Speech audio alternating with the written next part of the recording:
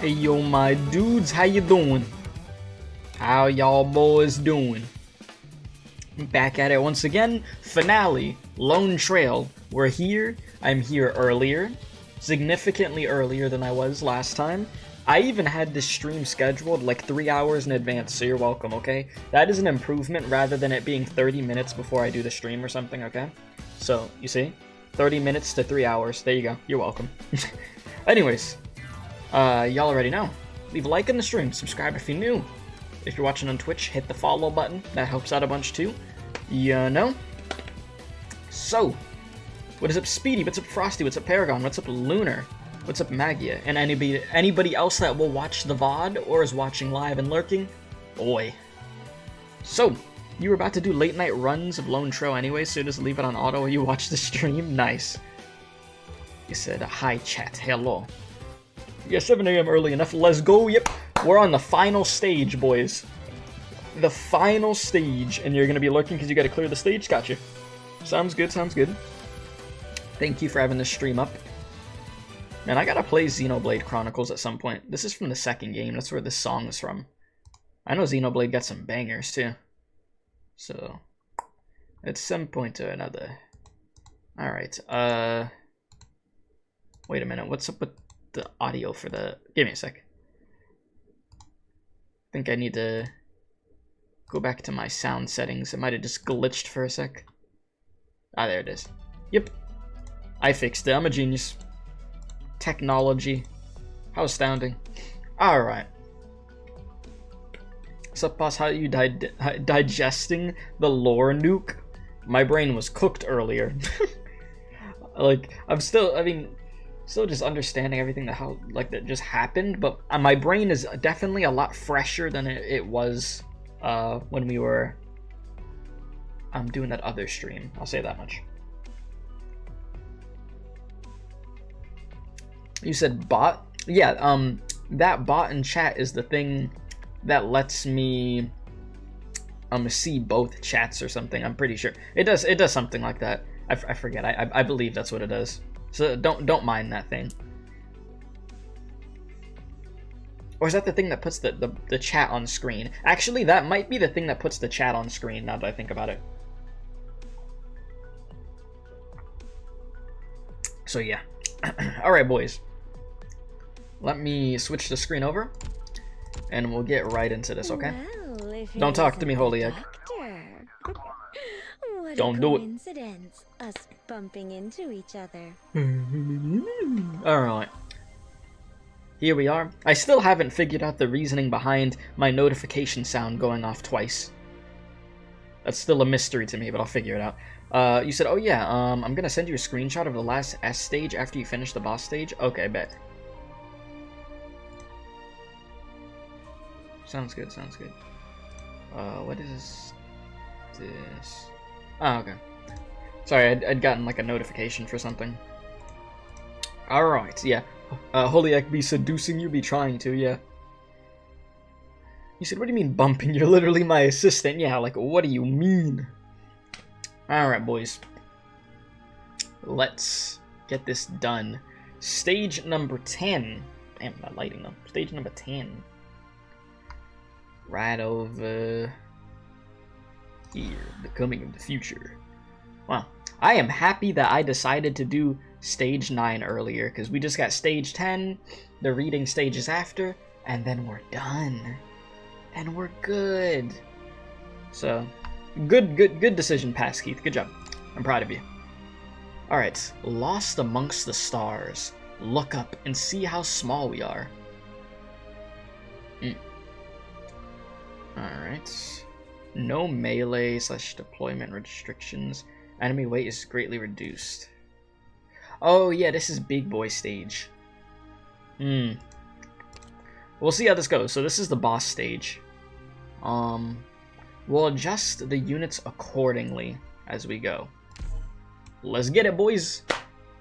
Finale time. The moment we have been waiting for. Stop with that sound effect, bro. Ain't nobody, like, nobody wants to hear that. That meep. Over here. Surround her. Don't let her get through. Attention all forces, get ready! The fleeing of weightlessness returns. The feeling of weightlessness returns.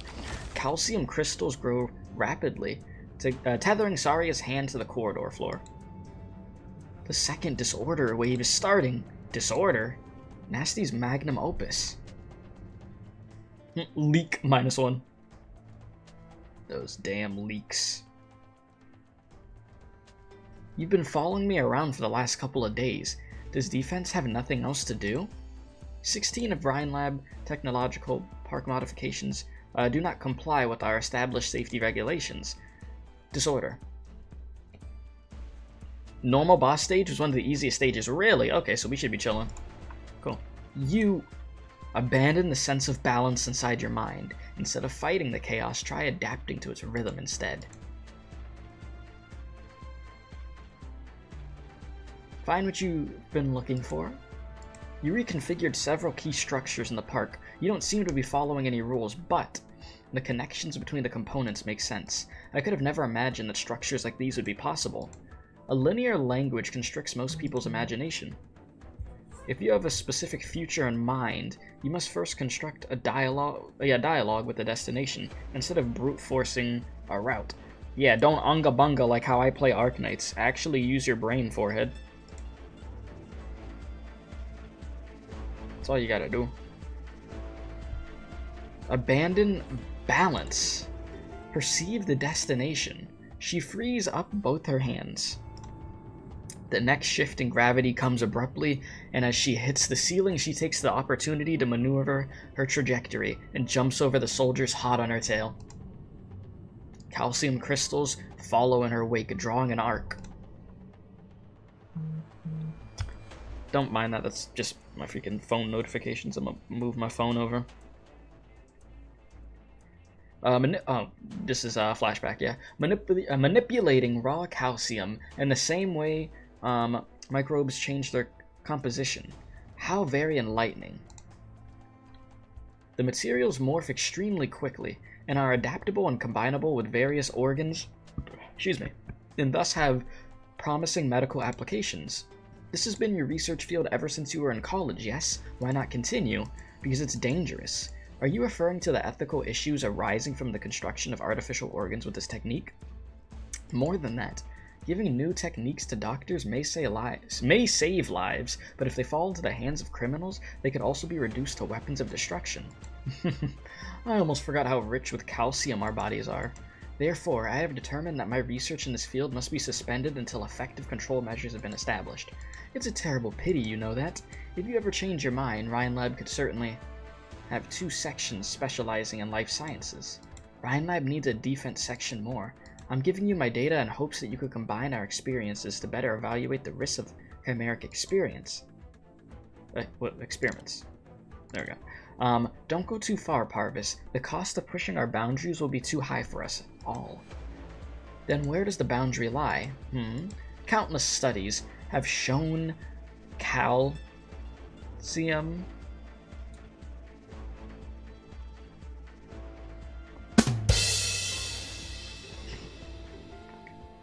Countless studies have shown the evolution of life has not been a gradual process, contrary to the theories of the earliest scholars in this field. We wouldn't be standing here right now if we'd only been taking one step at a time. Furthermore, if we presume that there is indeed a boundary drawn by a higher will, that determines how we will be acting. Shouldn't we try to look it in the eye first before we decide to kneel or raise a flag of rebellion?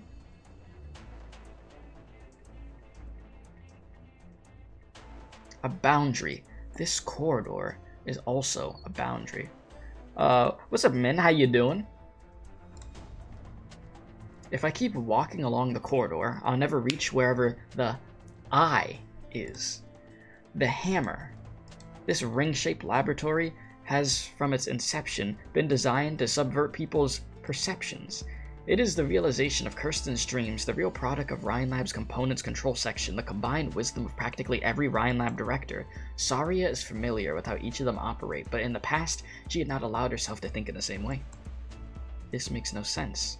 No, it doesn't matter. I have long been disgusted with this wall. So what do you do when you don't like a wall? You break it down.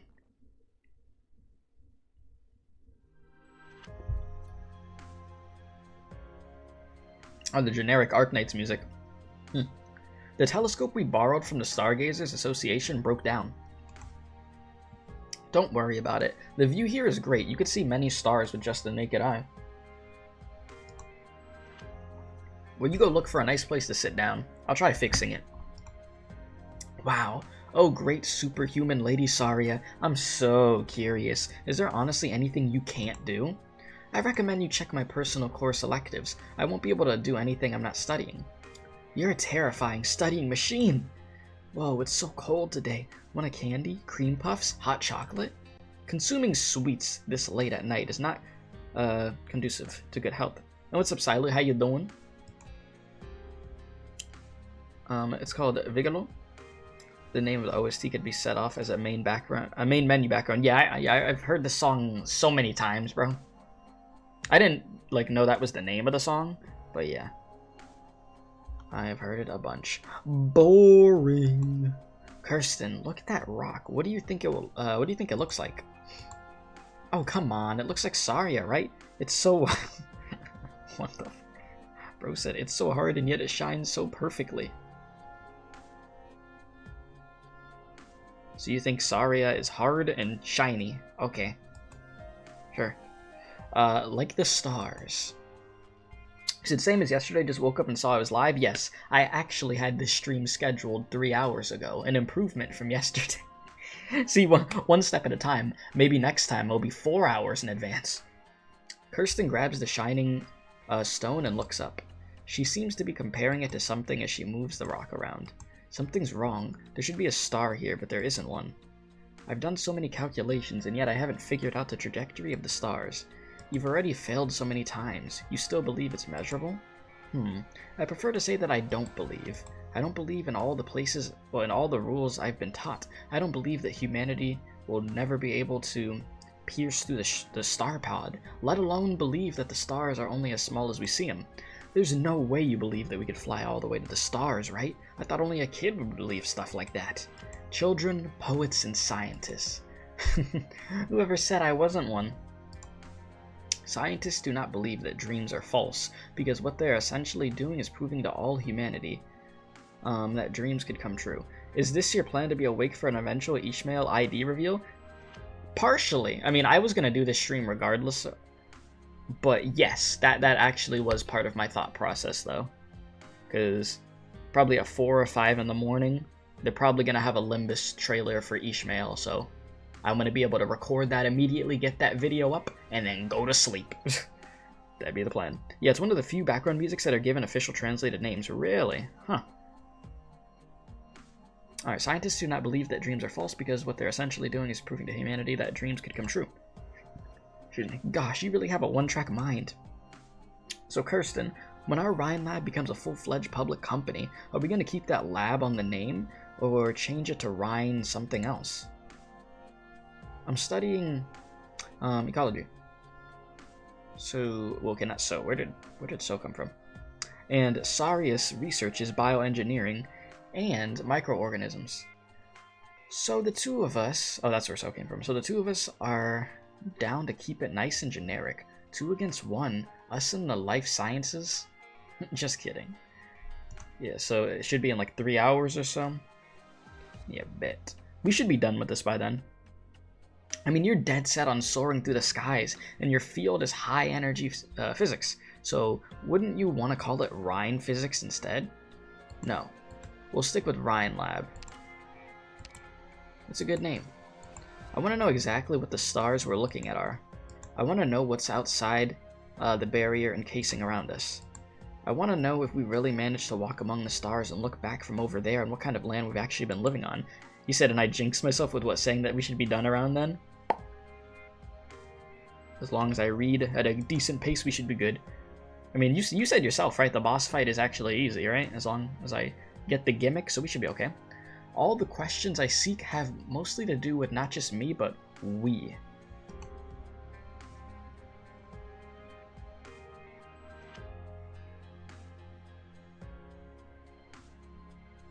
And we We are all beings trapped in this teeny tiny corner.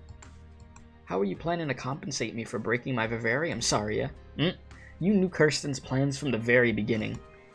Are you talking about Arc 1 or Galleria Stellaria? There we go. Arc 1 was never more than a front to deceive the military, a pile of scrap paper that was never feasible.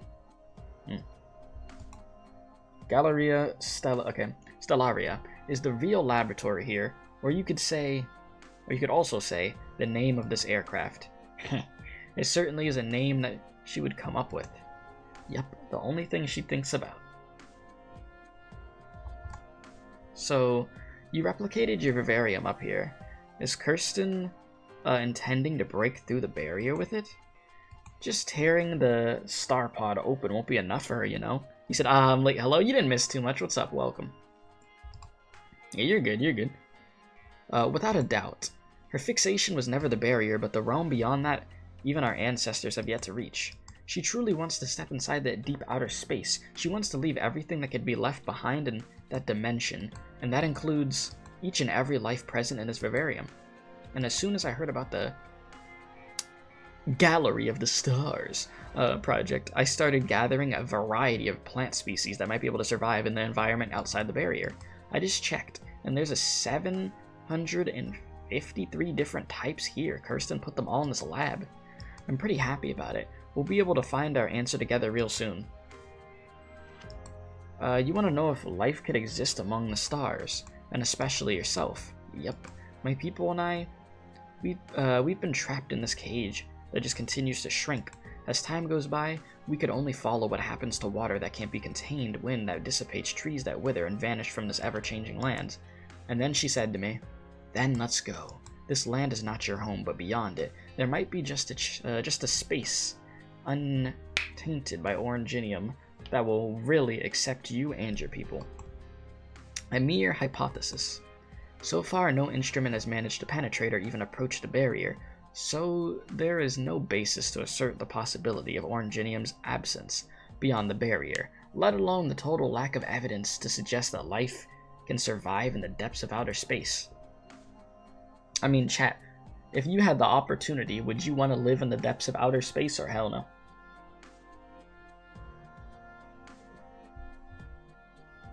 You said Athenia, meanwhile, is named after the river that passes through Austria and Hungary, countries that Lithuania is based on. Oh, okay. Give me some knowledge. You said depends. You know what's so funny, Razor? I kid you not. I was just thinking about like YouTube comments and stuff while I was reading this, and I'm not even like joking. Your name popped up in my head, so that just freaked me out so much when I just saw you in chat. That was so weird. Bro, I freaking summoned Razor mentally somehow. How did I do that, man? I don't know. Life is weird, chat, man. What the hell, bro?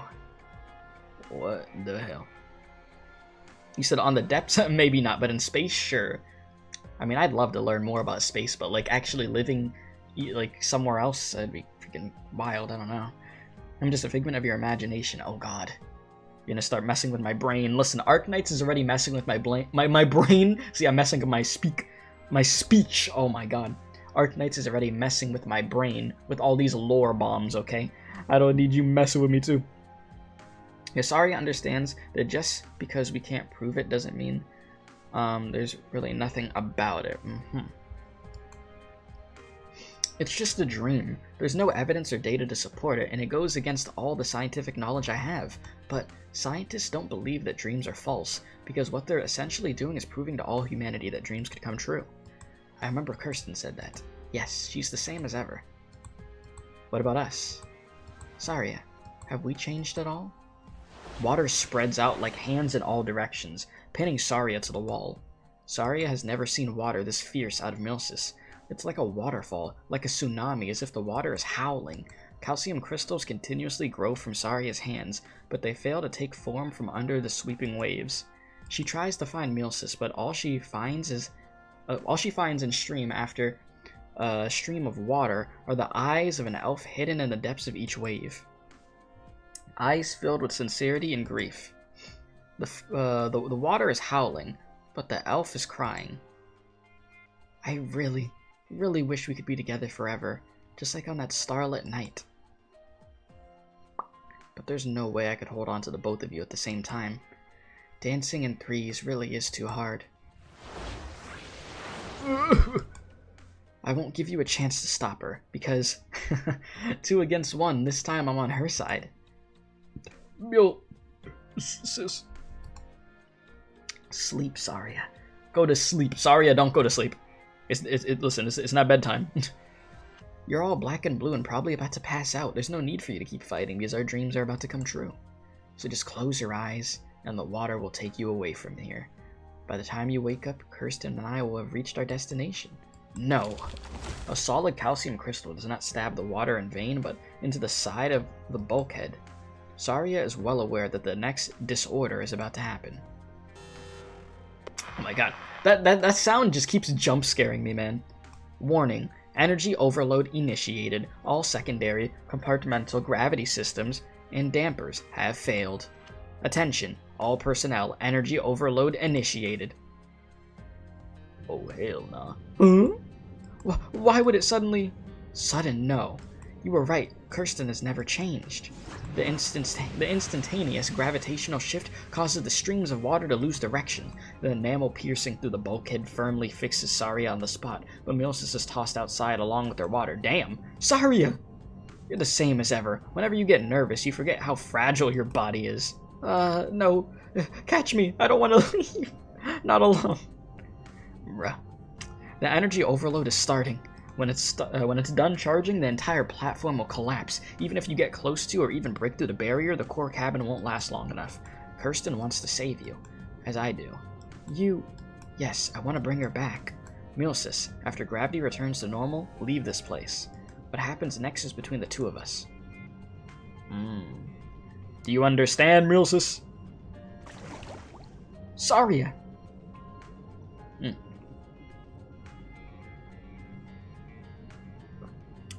Well, that's just great. I took a sip of my water, chat, and I was moving my mug back and the water just spilled all over my desk. That's nice. Okay, well at least it's water. At least it's water.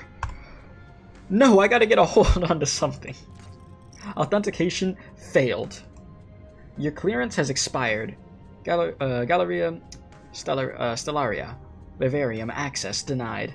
Yeah, Milsis is in your water. See, yep. See, listen, I was just trying to make this Arknights experience for the finale as immersive as possible. So, see, Milsis, Mumu was trying to transfer into my desk. Okay, that just sounds really weird. But yes, you know, that's all she was doing. She was traveling. You understand? Alright, Saria, you dummy, blockhead, knucklehead, open the door! I've really been abandoned again. Saria, I hope you make it. How the tides have turned. You thought you would bamboozle me. No. Saria stands at the door, leading to the deepest part of the lab, knowing her target is just inside. However, before she could even condense the calcium crystals in her hand, the door lock automatically releases. Here we go. Wow. Damn, you got all gold stuff in here? Sheesh. You said, hi Kay, hope you're enjoying the story. I am, thank you. I'll be watching this and doing my dailies on the side. Okay. Well, thank you for having the stream up. I appreciate that. And good luck with the dailies. Yeah, freaking water with abandonment issues here. Yeah, she tried to freaking throw us out. And was like, oh, you know, two on one. Sorry, it's hard to dance with 3 people, so you gotta go.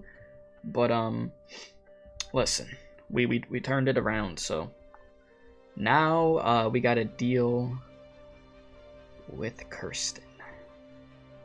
So compared to the previous area filled with instruments and equipment, this place feels more like a temple to the stars.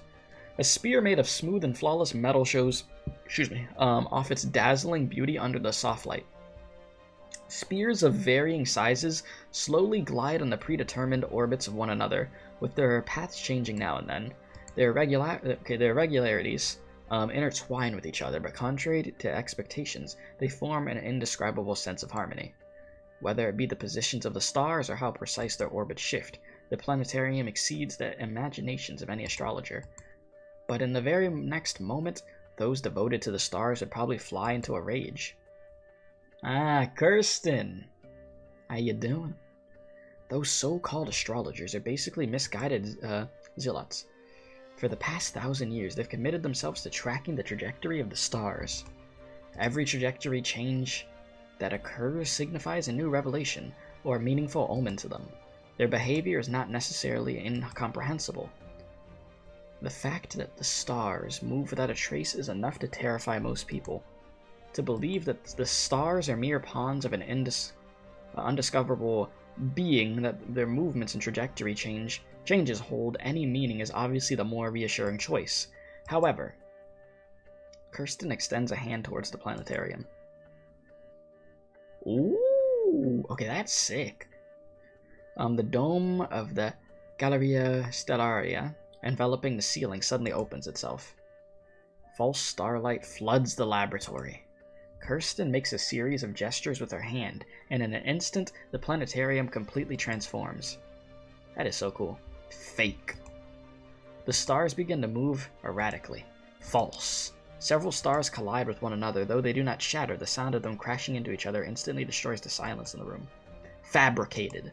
However, Kirsten's expression does not change at all, as if everything is as it should be. If the trajectories are really just invisible, then how have we avoided colliding with other stars throughout the last millennium? Are we so special to have avoided such a fate so far? What kind of land have we actually been living on? Yeah, have you ever thought about that, chat? Like, the fact that we could really, like, end up hitting, like, how do I phrase this? The fact that asteroids and stuff like that could probably hit us at any moment, and this whole time that hasn't happened to us. Knock on the wood, you know, knock on wood that, you know, hasn't happened yet if we ain't, you know, dead. But it is it. I don't know. It just made me think of that. I'm just like, man, you could look at it as a luck, you could look at it as something else, but I'm just like, It is a pretty wild thing to think about. Because at any given moment, anything can happen, you know? I mean, we know nothing. I mean, you could say that we know a lot about space, but we know nothing about space. We do not. Like, anything could literally happen at any moment, and that be that. A black hole could pull up. GG. Nah. But, who the hell knows, man? You said, what if I told you asteroids do hit the Earth? Yeah, quite frequently. Yeah, it's just like small ones. Yeah, when I was saying it, I meant like, you know, like life-threatening ones. But yes, I am aware that, you know, that does happen. Yeah, the chance of two objects colliding is crazy low. Oh, you said for some reason YouTube didn't notify me about your upcoming stream. What a bummer. This will be the 8x. Yeah, I'm sorry that it didn't notify you. I had scheduled the stream 3 hours in advance too, but I don't know, YouTube be weird sometimes with that stuff. Okay, so let us continue. You said, or we got hit already? We already got hit and respawned. We've already lived a life, and here we are once again. Alright, what kind of land have we been living on? Where exactly are we headed? These questions, I whispered them in your ears too many times to count. Ooh. Can you help me move that planet over there, Saria? I'm gonna ask a question that I asked the other day, and we don't have to get too deep into the conversation, but since we're on the topic of space, do y'all believe that there's something else alive out there? Not your stereotypical aliens, but just any actual life forms throughout all the rest of space. And space is gigantic, obviously. Just keeps going and going and going. That is my question to you guys. Do we think that we're so special that we're the only ones? Or is there more out there? That is the question. Alright, can you help me move that planet over there, Saria? A small metallic spear that passes by Saria's hand. Star. Instead of touching it, she lets it fall out of orbit. And yeah, this freaking art is so clean. What a shame. You said, of course, the fact that we exist is proof of that. There should be, theoretically speaking, there should be, especially in planets that revolve around a star. Statistically, the chances are very high, but the likelihood that we would ever know would be low. You're sure that it exists somewhere. Bro said, I wonder if we're going to get the Space Amiya skin. I forgot about that. Yeah, there is a Space Amiya skin. I remember watching that trailer now. One cell organism, yes. My answer is... There's definitely some... There has to be something else that's alive out there. There just has to be. Now, like y'all were saying, I don't know how smart the organism would be, but there's something.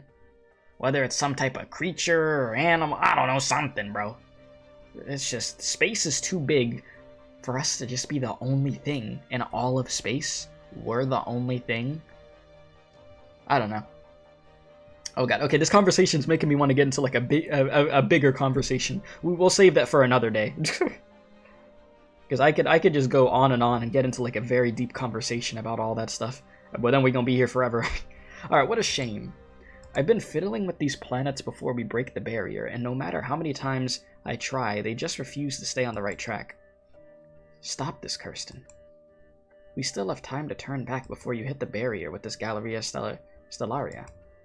Galleria Stellaria isn't exactly how I described it to you before. A pity that you had already left Orion Lab by the time I built it. But I knew you would come back. At this very moment, where my dreams were about to be realized, you would be there. Whether or not you're with me, or against me. This time, it's my turn to make the first move. Kirsten lifts her hand, revealing the exoskeleton operating system Saria is most familiar with, and gently makes a fist.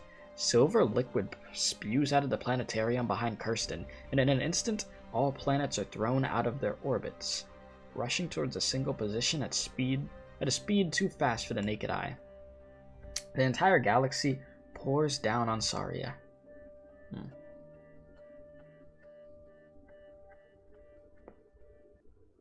Okay. It's go time. Alright, well, that was... You know what's funny, chat? That was probably one of the fastest reading sessions that we've had in this event. What is this? And why do we have a rocket there immediately? What the hell? I don't know what they're gonna have me dealing with here. I'm kind of worried. I'll do my best to keep everyone safe. I'll do my best. Okay. Yeah, you better. Can your eyes keep up? No. We're counting on you. Boomer eyes be like... Oh, so you're gonna immediately work your way down over here. Okay, that's fine. Reason being, I can handle that. Any instructions? Come on, let's pick up the pace. I got that. Need speed to I got that. Alright, what the ball doing? That is the question here. What the ball doing? Alright, so let me see here. Yeah, so that move, ball up. This song though. But there's some very epic dramatic music. No, I want the ball to do the thing. Oh, but I should probably just let you cook. Pass on your last words. I was gonna let the ball do the thing, but then I was like, let me just do this. Oh, there she is. There's Kirsten. Kirsten, welcome. Me and you are gonna have a good time. Don't worry.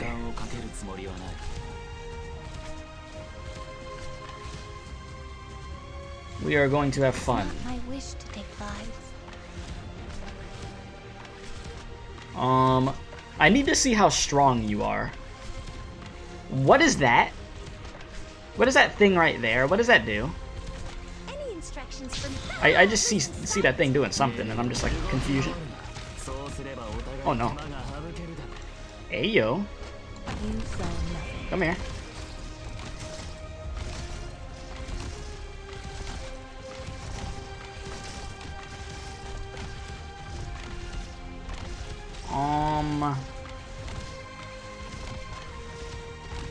Okay. Need speed to succeed. Well, this thing is right here. Oh, well, you're about to die, my brother. No! Oh, what a waste. That was my fault. Them balls. What the balls doing? I didn't think I'd be asking that today. How dare you? It's damage reduction, and you guess +1 block. Oh, not the lightsaber, guys. Oh my god, Lumen, I just have you here for no reason, huh? Alright, well, let's... Pass on your last words. Chill out. No. Oh, damn. Well. Okay, Lumen, you're just getting whooped. I'm just gonna take you out. I'm sorry. I could have done better placement for you. I apologize, my boy. You deserved better than that. Let me have you ready over here.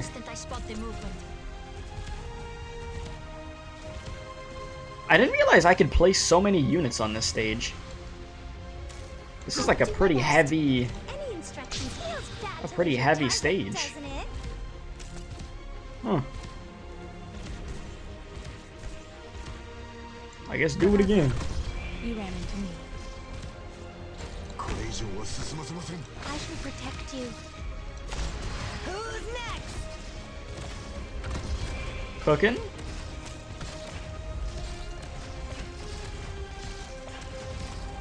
Now, I can't help but feel like I probably should break. Can I break these ball things? Let me see. Can I break that? Yeah. Yeah, break the ball thing. Go ahead, my boy. You saw nothing.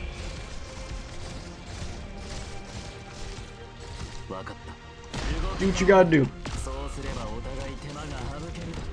Oh my god, she immediately just does that though. It doesn't matter. Ah.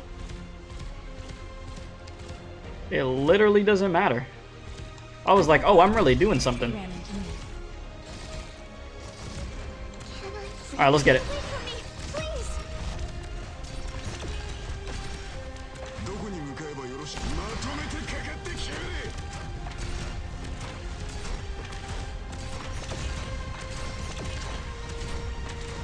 I think we're good. My placements are weird with this, I feel, but you know, as I always say, if it works, right?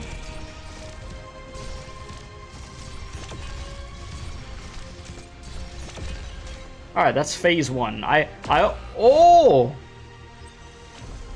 always know these bosses, they got their 2 phases. I mean, a win's a win, you know? Let it be an ugly one or a pretty one. I mean, a win's a win. Oh no. Oh hell no. I gotta take care of these now.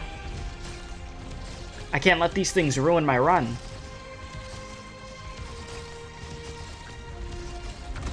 Okay, we're good. To designated location. Hell yeah. That's what I like to see. Alright, Golden Glow, hurry up with that skill. Let's get this going. Please.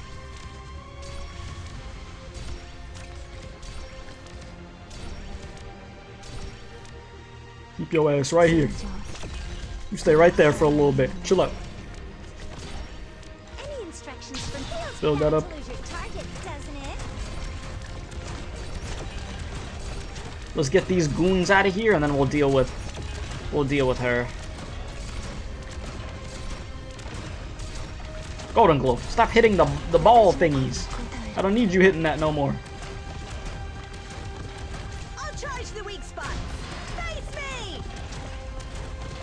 Doctor? Alright. My power is all yours now.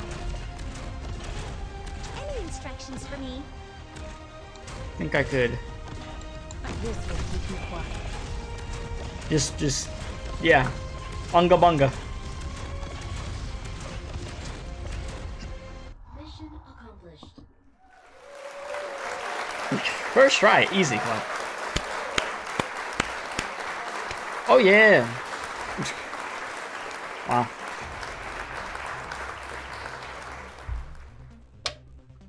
What I find hilarious about that is the fact that there were stages in this event that were significantly harder than the boss fight. That actually made me mauled.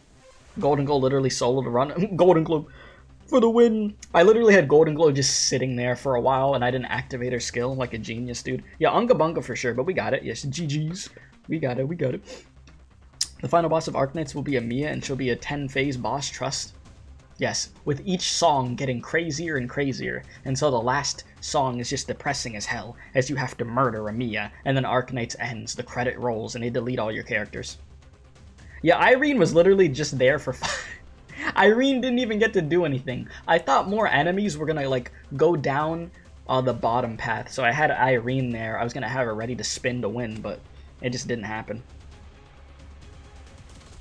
So yeah, Irene was just there for fun, you know? It's like when you do a project and, you know, you get an A on the project, but you didn't do anything. That's literally what that was.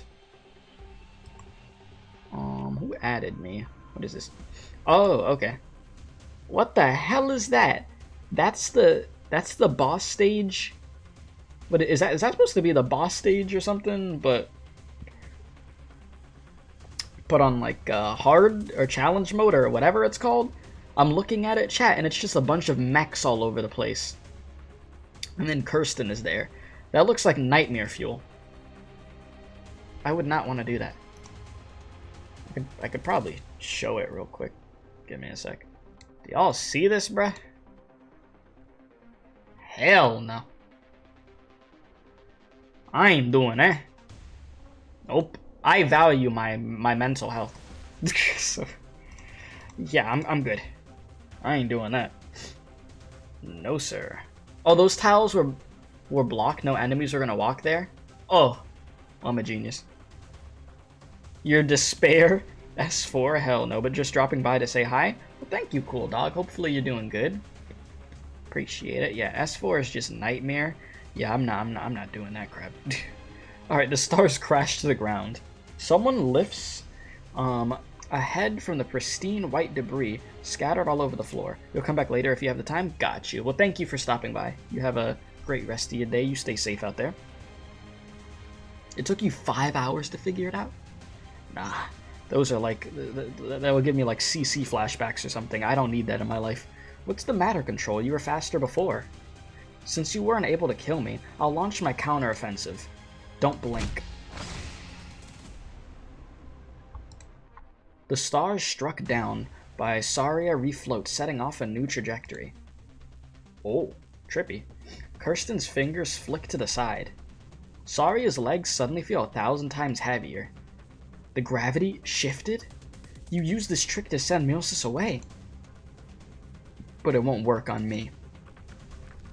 Enamel grows beneath Saria's feet like a pair of heavy-duty boots, holding her in place. And then she begins to move forward, step by step. Instead of refining the way you generate calcium particles, you've simply increased the release speed. The enamel you're generating has gotten an even more brittle. A hardy resistance isn't enough to cross the finish line. A metal planet shatters the enamel barrier, hitting Saria on her shoulder. Saria does not cease her advance. She does not care. It happens twice, then thrice. Saria continues to speed up. Saria, stop. Stop? That's what I said to you. I could tell you all about my plans. I know. Then why do you insist on stopping me? There will be no other victims in this plan. I just wanted to set off some harmless fireworks over the skies at Trimonts. The moment Hammer finishes its job, both the military and Maylander will breathe a sigh of relief. The residents of Trimonts will be momentarily captivated by the spectacle unfolding before them in the sky, but soon enough, their focus will be directed towards other, more deserving concerns. Rhinelab might be the most affected party here. She will lose her control, possibly several directors, and the confidence of powerful Colombian organizations.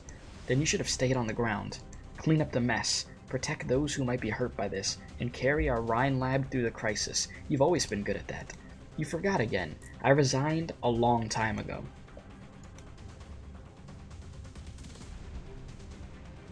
People like Blake like to call scientists mad. And we couldn't care any less. But science is supposed to be rational. Kirsten, when I first heard the story of your parents, I thought they shouldn't have seen an ending like that. If they hadn't perished in that accident and had returned before hitting the barrier, they would have brought back incomparably precious data, as well as the possibility of a second attempt. I admire their will and determination, but I've never been one to approve of sacrifice, even justified and inevitable. Yeah, yep, just clean up after the mess has been made. Yeah. They'll be fine. Ferdinand, Nasty, Parvis, and they and many others always taught me to conserve. Taught me too conservative, there we go. They see me as a stickler for rules, obstructing all of you. Can a woman like this even be called a scientist? Even I myself have asked this question.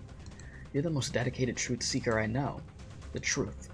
Truth is the inertia that comes after order. I believe science can bring us truth, and truth can restrain madness, bringing about a better society for everyone. Us voyeurs have always been accompanied by an instinctive madness for as long as we could remember. Violence, savagery. We took an extremely long time just to step out of that chaotic darkness. That's what I have been taught ever since I was small.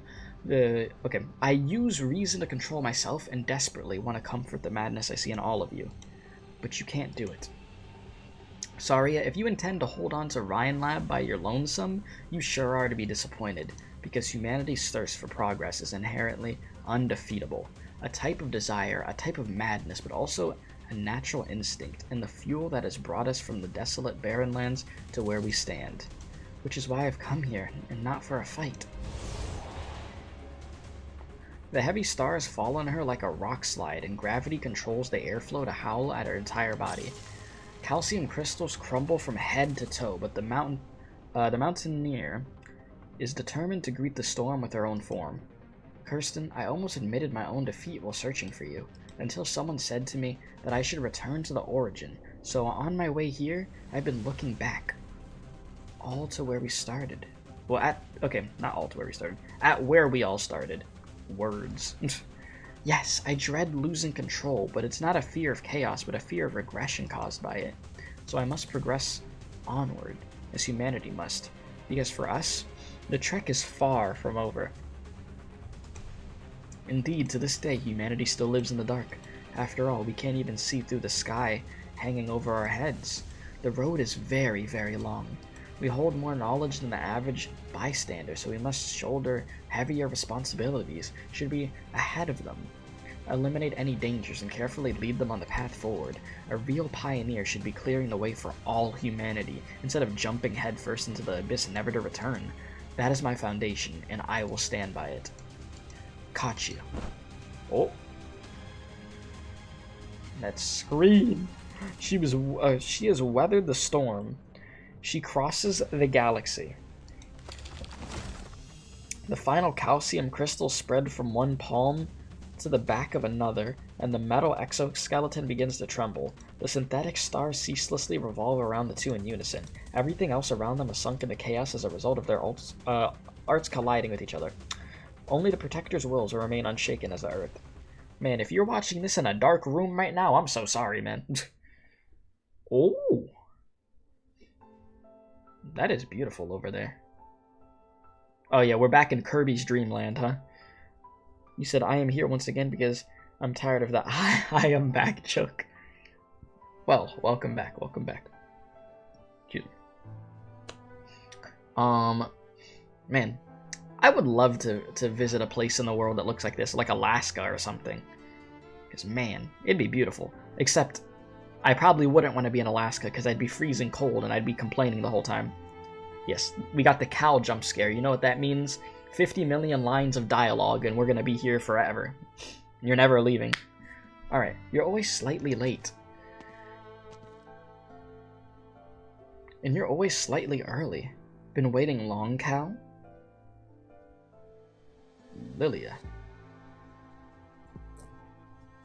Huh?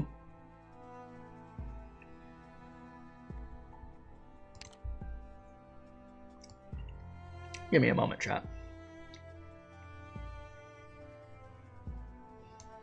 Who the fuck? Alright, chat, I have a question. I'm not gonna BS you right now.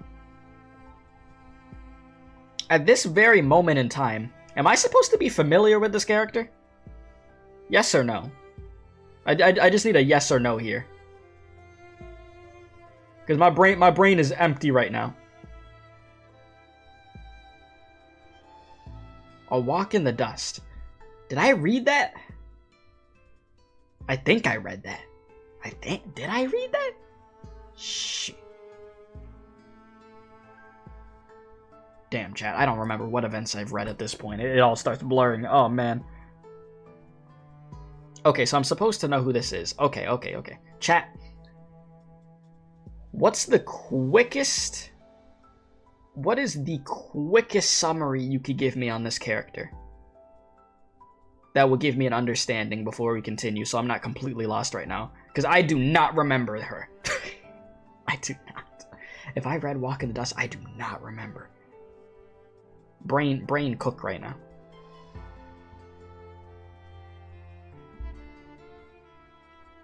And I'll wait a sec.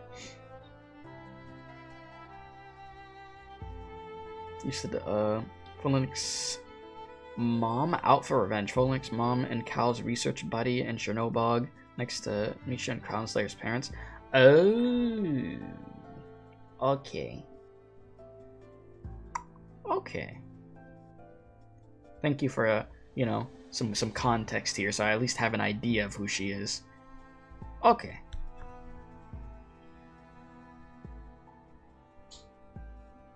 And you said she died, and then Folianic got Sage. Okay.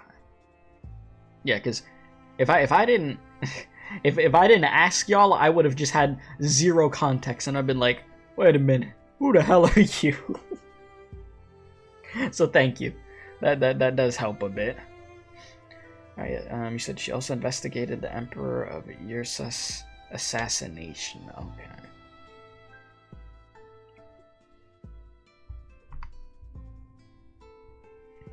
Yeah, so her mother, she's one of Cal's students that works on the Chernobyl core sarcophagus. All her colleagues were murdered. Okay. All her colleagues were murdered, including her husband. She assigned Cal to be guardian. Okay. I see. So it makes sense that we're seeing like her in this dreamland thing, because we're dealing with sarcophaguses over here. Okay, that makes sense. All right, not really. I thought you'd be next. You're like a microcosm. You're a microcosm of everything that happened in Ursus. I'm sorry, I really am. Sorry for what? You knew my husband and I were already doomed when we made our decision at the Research Institute. You're not the type to get depressed. No, perhaps you might have become even more depressed in the last century. No, I hold regrets, and maybe even remorse towards your story, but not much sorrow. I'm talking about your daughter. Folianic doesn't live in the better era that you wished for, an era where hate and violence had been forgotten. The same goes for Ludmilla. Like I said, you're a microcosm, Lilia.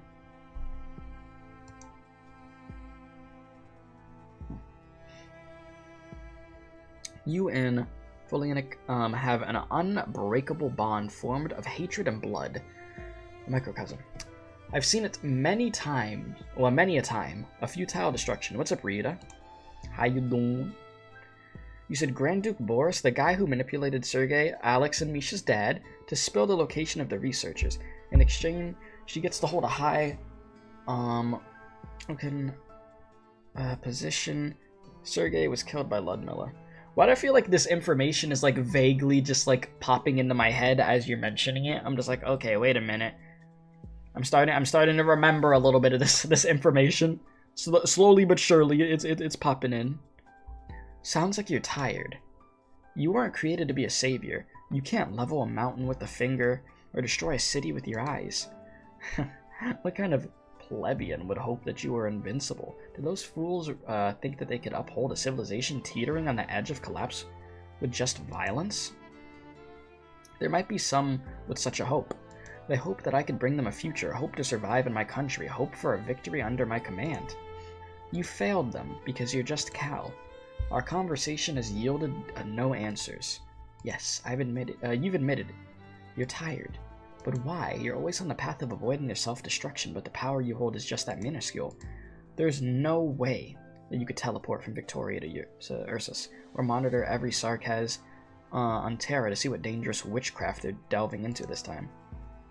Rose said, fine, just doing sneaky movement during my job to watch your stream. Well, as long as you don't get in trouble.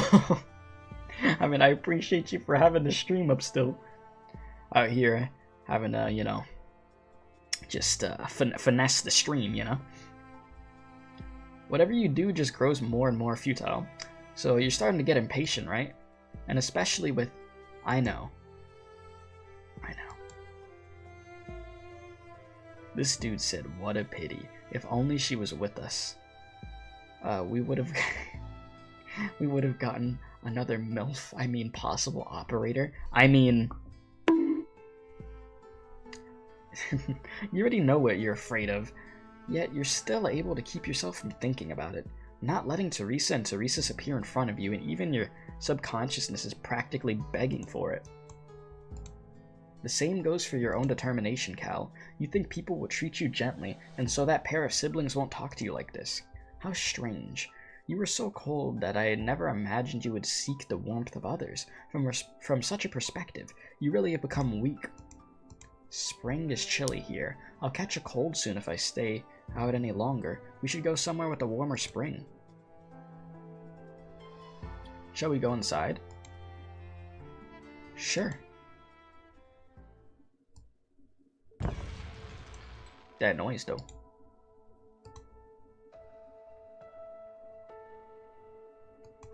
You said, this dude. Okay, so he said, Degen Reacher will probably be an operator soon in China, in the CN version of the game.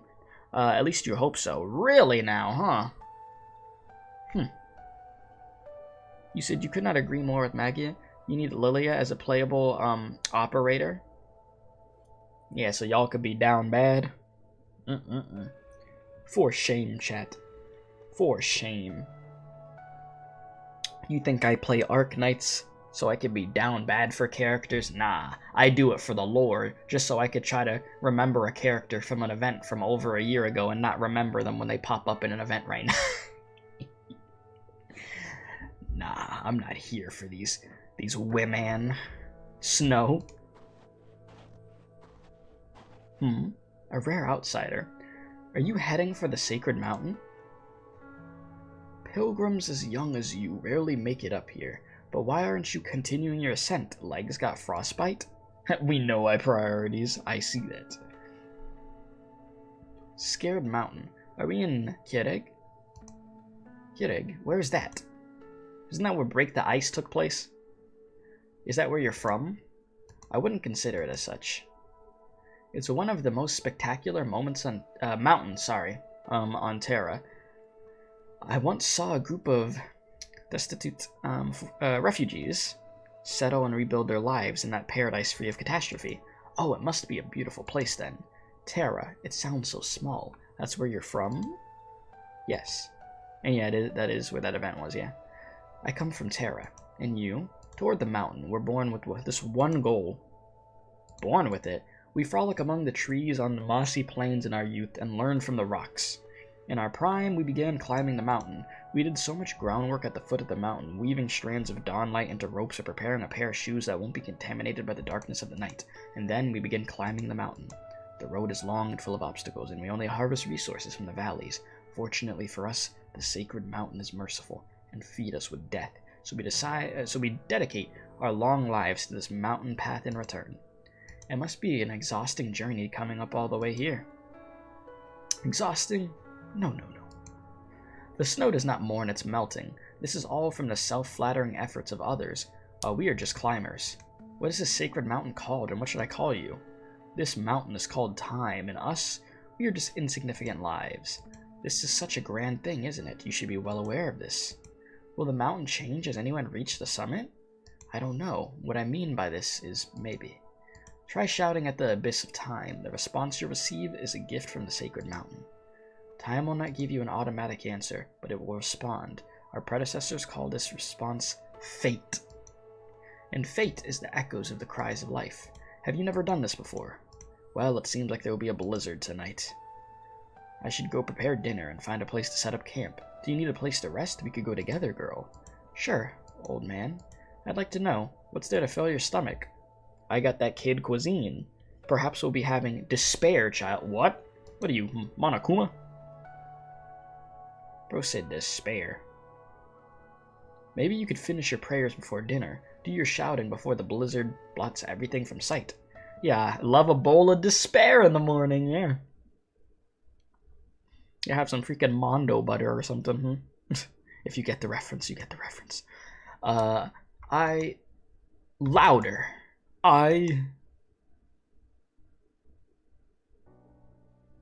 That really starts your day. You are a Nier fan after all. Oh yes, you know all about the big depresso.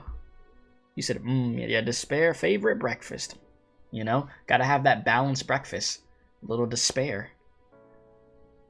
Alright, you will become yourself. This damn big-ass skeleton. Cal, your judgment is rational. For this I feel sorry. Sorry for what? It's only myself. Because I am your time. I single-handedly caused your distrust towards humanity, your pessimism, your dismay, and your impatience with no way out. However, from her and on her, you saw a possibility. Out of your tendency to be overly cautious and anxious, you suspect that this feeling is merely a misjudgment, caused by irritation. After all, the world breaking out of your knowledge and control, and new you was only born not long ago.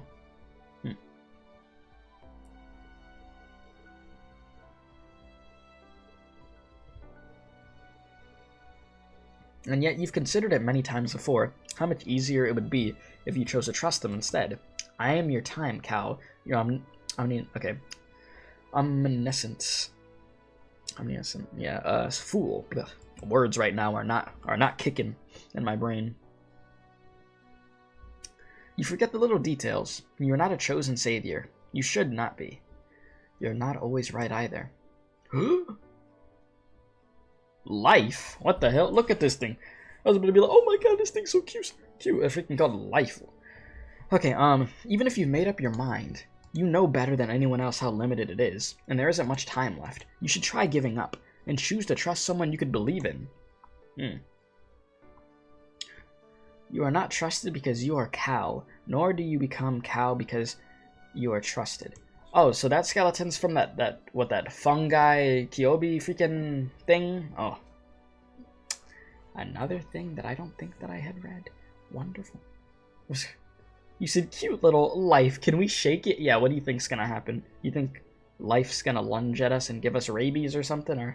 Or what's the guess here? You're the echoes of a valley, water dripping off a cliff. Your responsibilities way beyond what your abilities could bear. And now, at least, there are people to share these responsibilities with. What you have lost and gained in a short period for the past few centuries have far exceeded your former days, so long that they were where you could that you could only use for progress and evolution. Everything's about to end, Cal, and you know this. Will you stay your passivity, your pessimism, your apathy. Don't forget your original question. Don't forget the answer you that you nearly had. Go on, Emma 10. The meaning of your existence is more than you yourself. Let's stop here. Indeed. Indeed, this is enough. She's like, yeah, I had enough of this. And the doctor? Calming down elsewhere. I do intend to spend more time with you alone. I have a question for you, Cal. For the past 10,000 years, have you really lived on this land? Yes. Man, you as old as freaking dust. It seems you've changed a lot. We haven't interacted much, but you shouldn't be your current self. You said how long? Yeah, you know, just 10,000. A little 10 piece, huh? Yeah, it seems like you've changed quite a lot. We haven't interacted much, but you shouldn't be your current self. What did you choose? I've seen wars lasting several millennia, the rise and coexisting of nations and people growing from their misunderstandings and conflicts. But in the end, they all scattered to the wind, just like the sands of Sargon. But in the blink of an eye, history has already given birth to new children. I've seen the cycle repeat too many times. The cycle itself looms large and weighs heavy, and I'm fully aware that time is running out. And then I ran into a unique opportunity. I once met two Tikaz, who were older than any creature in any era. Okay. To the truth of continuing civilization. But now, you are all as fragile as the trash on an asteroid belt, so how can you possibly talk of continuing? Wait, you were saying the Black Crown still remains on Terra? The Lord of Fiends in ancient Tikaz called it. Tikaz? Those odd, endemic life forms? What a fluke. I thought it would have been left behind on. The Black Crown. I dislike the shape it takes on physical plane. A crown leaves a bad taste. A crown points to loyalty. The ancient imagery implies power. And this downward trend of collapse, where the misunderstandings over ideology and race push surface civilization towards self-destruction, with an extravagant mirage of peace and unity. The most direct method should be able to use these powers to reshape the will of all living beings and fuse them into a singular form. What can a false leader made of memories, emotions, and knowledge even achieve? Listen. Don't underestimate Amiya. Listen. We are a unit. Doctor, you alright? Dandy, you know? I went through that weird freaking sarcophagus thing, man. Put me seeing people I haven't seen in so long. It was weird. Alright, just needed a breather. Perhaps I've underestimated you, but that does not affect the ending already set in stone. You want me to believe that such a tiny piece of heritage is enough to change fate? Heritage is humanity's sole achievement ever since our ancient ancestors learned to use tools and fire. Knowledge, culture, history, so-called civilization is nothing more than that. There will be a day when the Black Crown will no longer belong to Amiya alone, and we will have to fight to survive, no matter who the enemy is. You've chosen to fight for Terra. This is what you've decided with this body, this identity. You are different from Kirsten and her kind. Your struggles are far from your original intent. Even Rhodes Island's reserve operator teams know the difference between fighting for themselves and for others. And we've all done our preparations. This great land of Terra is where I grew up. I'm an employee of Rhodes Island. A part of the ship sailing on the land called Terra. Infected is just too trivial a proposition. However, infected... Oranginium. And what about you? Doctor. Look, I'm an employee. Look, you could do ... I'm an employee of Rhodes Island. You could do I'm an employee of Rhodes Island, period. Or you could do I'm an employee of Rhodes Island ... Man, this is a hard decision. Let's say it firm with our chest. I also have a question for you, Trevor, Kristen. Huh? How's your time been in this equally long period of time? Huh?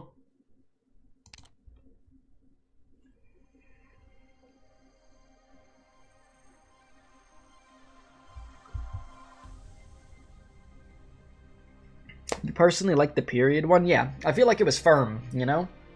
It was nice, firm. We got the point across. Beautiful stuff. You said look at the Morse code on the event medal, then reveal the image.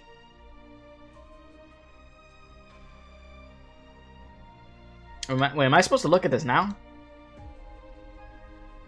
Frosty, the message you descend. Am I supposed to look at this after, or should I be looking at this now? Is this something for like when I finish the story I should be reading?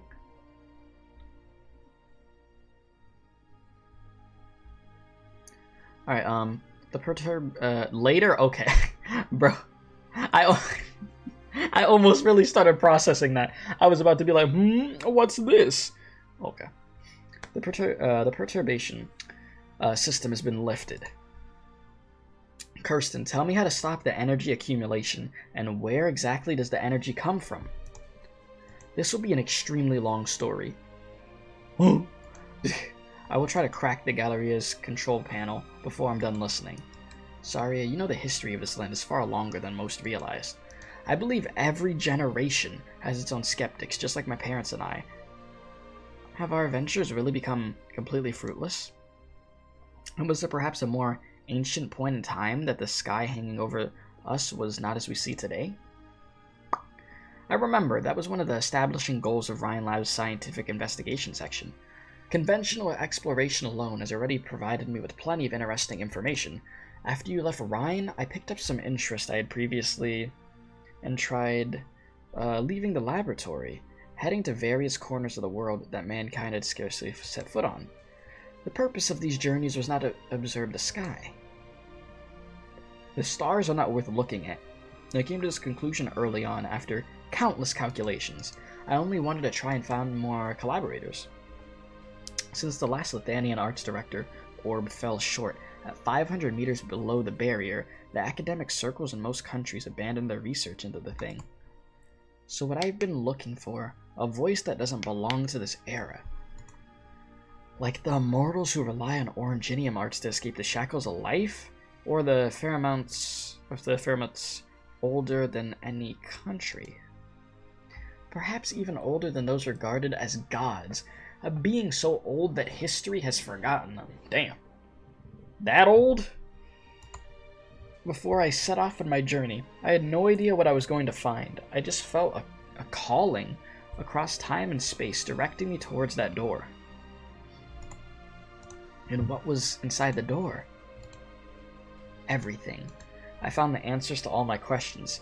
How we managed to trek across history to make it here, about the land's unexplored secrets, about the myriad of possibilities for our future, but at the same time, I also saw the end of civilization and a spirit abandoned by time.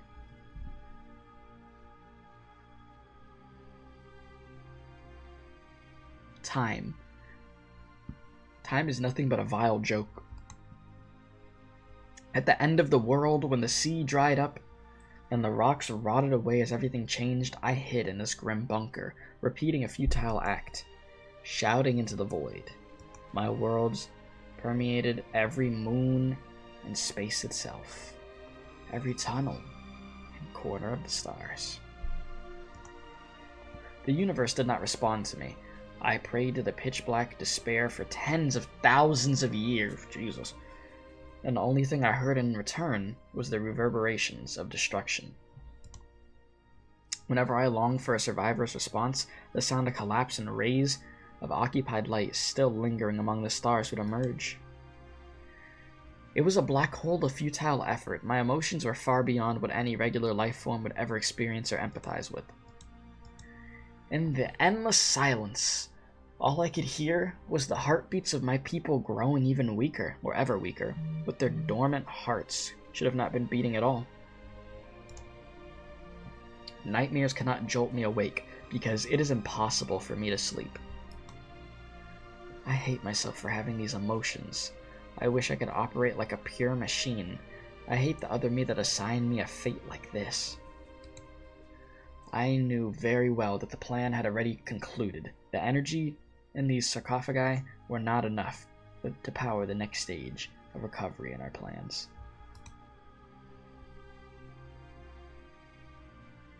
Soon after, I was swept into nothingness, endless and numb. So the contact with Kirsten offered you a gamble. Since your people could never wake up, you might as well. No. The first time I saw that humanoid creature, what I felt was surprise. I've been watching the depths of space far, far away, not what happened on the surface. I noticed the growth of life, but I never expected it to knock on my door. We spent a long time talking, though in reality, it was no longer than a few months.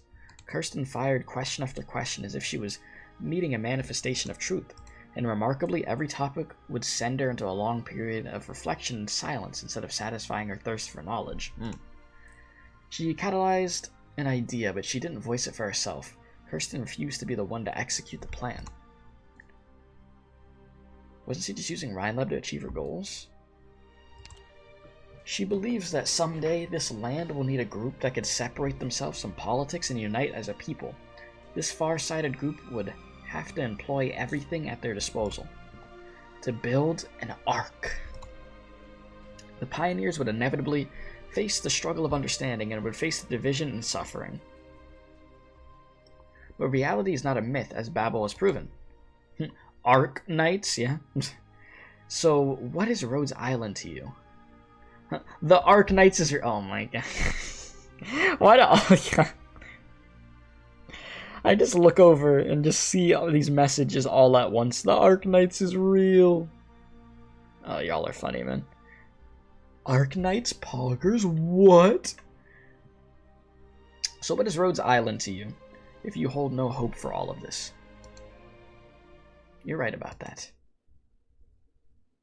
We could discuss this so-called hope.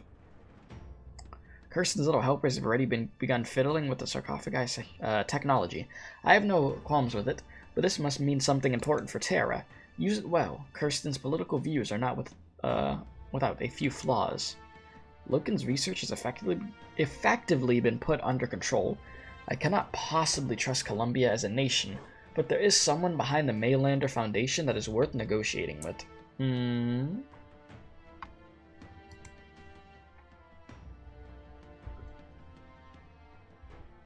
That is good. And then tell me, are the deep sea dwelling Aegir really so different from the civilizations on land?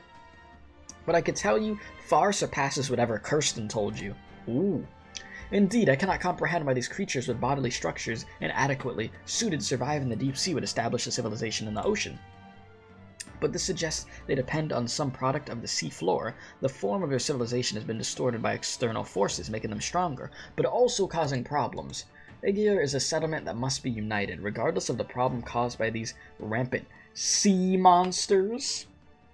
I believe that's what they're called. Terra cannot leave such a developed nation alone. Yanagito ruined the word hope for you? That Danganronpa PTSD be hitting. Considering their approximate geographical location, and if they use what they might have in abundance appropriately, my guess is that what Kirsten is doing right now was not necessarily out of Aegir's reach. With strength comes arrogance. Aegir is not so easy to persuade, though fortunately, due to a series of incidents, I had the good fortune to establish a precious friendship with some of them. This will be an impactful breakthrough. Since the profound silence, Aegir can no longer remain silent. Scatty, Gladia Spectre. Excellent. The March of the Knights Mora basically only exists as a legend in the databases of Colombia, with no descent. Oh no, sorry, no decent. Oh lord, no decent historical text to refer to. But if the legendary event was not, excuse me, in fact a falsehood, then he is indeed an incredible hero. Even if we take Oranginium as the power source, the fact that such a tyrant born on the Terra, on Terra thousands of years ago could achieve such a great feat in a much more primitive environment does inspire wonder. However, the south is already in ruins, so you should look north. Have you been there? Oh. No, even further north at the ends of the endless ice fields. I tried many times, but I've yet to find anything with the limits of my own abilities. But you know what's over there. I do. So don't ignore the door that lies there. Push it open when you need to. And it will show you a boundless vista.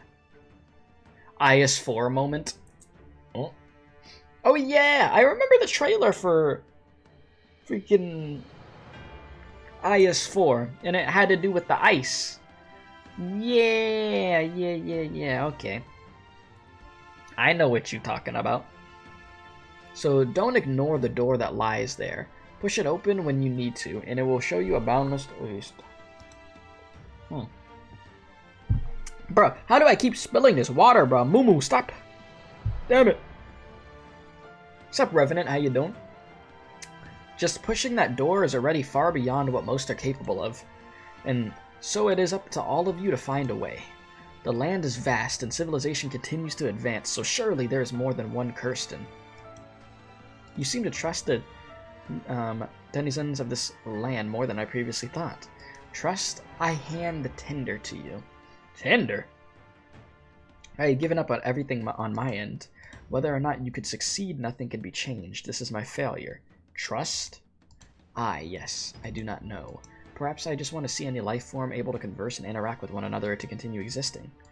You know this compared with the problems on the distant horizon. There's something that could happen at any moment. War. Even if I look only through the eyes of Columbia, I sense the imminent danger to your world, and the fire that could ignite at any time. You will require preparation. Do what you must to extinguish the fire or to let it produce new life. This is your choice to make.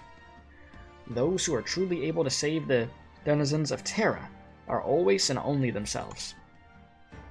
This need for awakening has not changed since time immemorial, because it is all part of what humanity is. We'll discover the truth. The sky is about to be opened, but the barrier will soon heal itself. Perhaps it will take a few days, months, or years.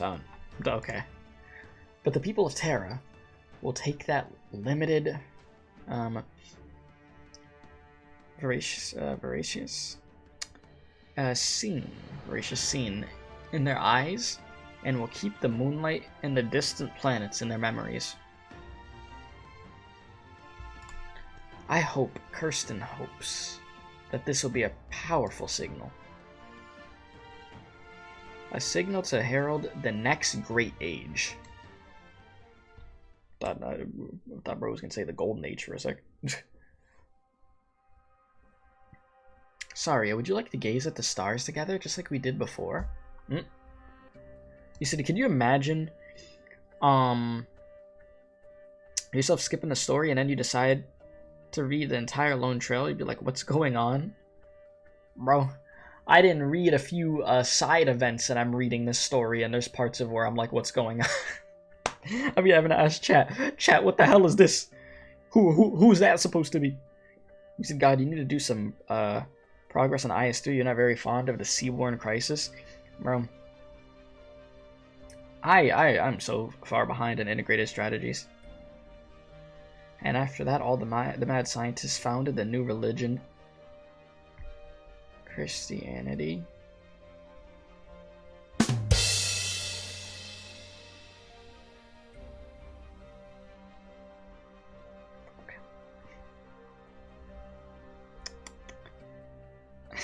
You really made that joke.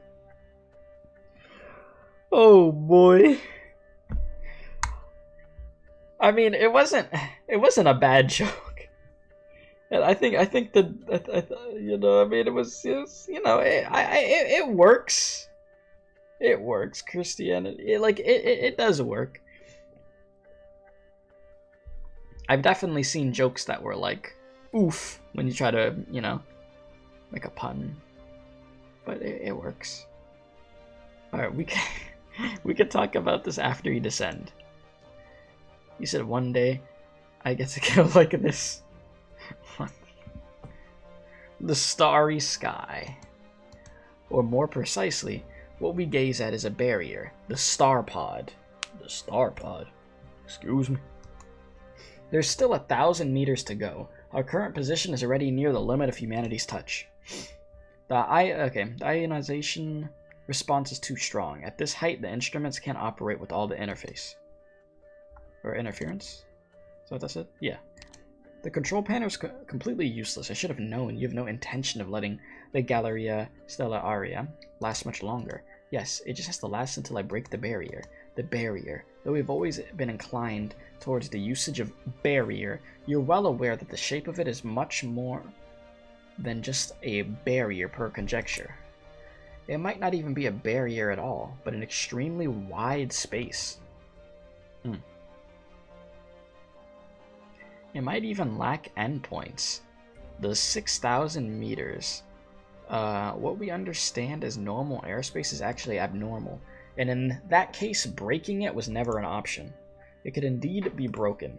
Yeah, like my freaking shoulder and my neck right now, dude. Oh my god. I haven't complained about it during the stream, but bro, my shoulder is sore and my neck is cooked right now. Like, oh my god. It's like back and forth with just feeling the pain of the two, and I'm just like, ugh.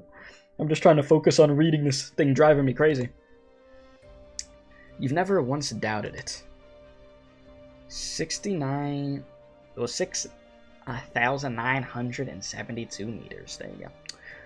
If you fly straight up at this angle, as long as you could soar past the height, this Galleria Stellaria will no longer be disturbed by any ionization reactions. Shoulder being bad again? It's actually my right shoulder, but I think it's from working out. It's not from me just sneezing this time, like how my left shoulder was like a few weeks ago. Fine, so you have credible data from that spirit, but this doesn't reduce the danger of exploring the skies at all. No, even if we assume the barrier is enveloping the land like a membrane, as you say, it means we know less than nothing about the space beyond it. This makes your actions even more hazardous. You could even bring disaster upon this land. I know. The people are simply inadequately prepared for this. There we go. There will never be an adequate preparation.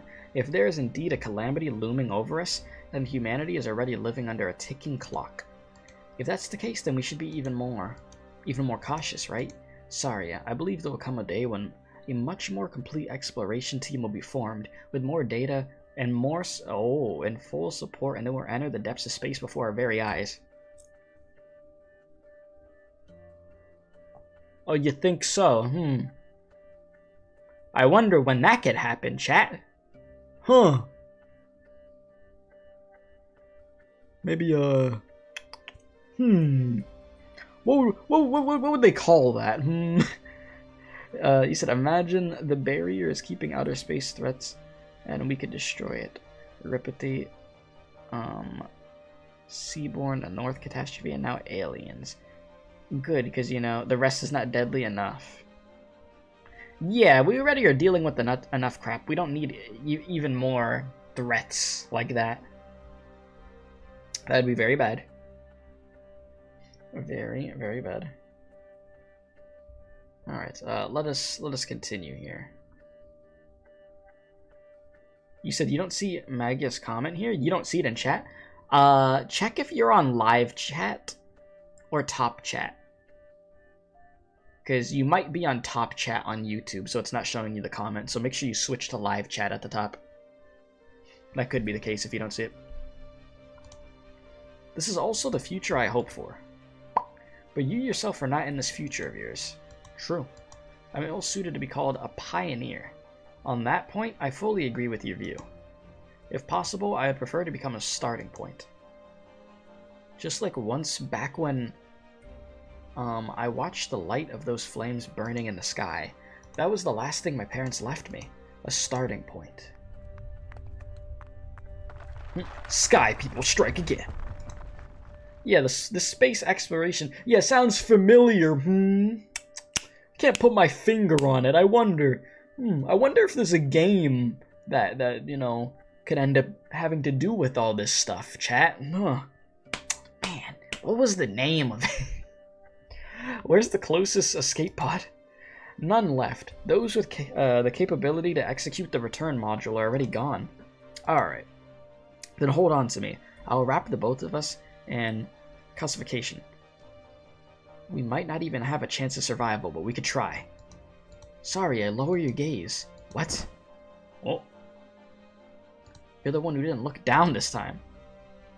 We're in the Enfield game now. Oh my lord. The gravity abruptly shifts without warning, and Saria feels only space beneath her feet. She did not expect Kirsten to set up an emergency escape door at the Galleria Stellaria's center. No, Saria thinks to herself. She should have expected it long before. This door is not for the owner of the planetarium. Kirsten knew that at the very last moment Saria would come. Damn. Got hit with the trap door of doom. The sudden change of mass robs Saria of her voice, and yet she fails to yell out anything at all. She also knows that there is nothing she could grab, but still stretches her hand out. Starlight and Earth pour into her view, while Kirsten only gets further and further away. Damn, like that? Damn, Kirsten? Saria, you always said you wanted me to take a good look at the world. Now I have.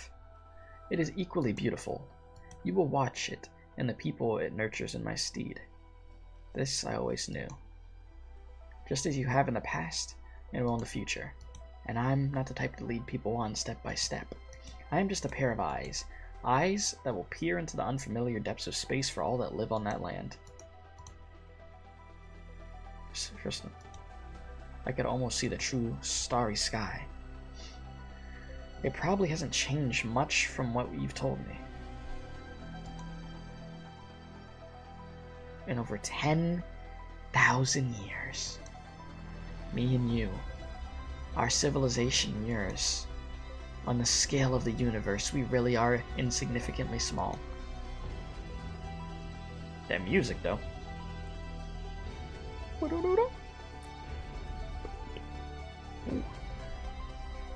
A torrent of energy pounds the accumulating area of this giant airborne construct, and the ring hovering up high looks almost swallowed by the tremendous amount of energy. Immediately afterwards, an even greater amount of a greater amount concentrates at its core, enough to destroy any massive nomadic city. In this world is just so puny and shallow. How could I ever bear it?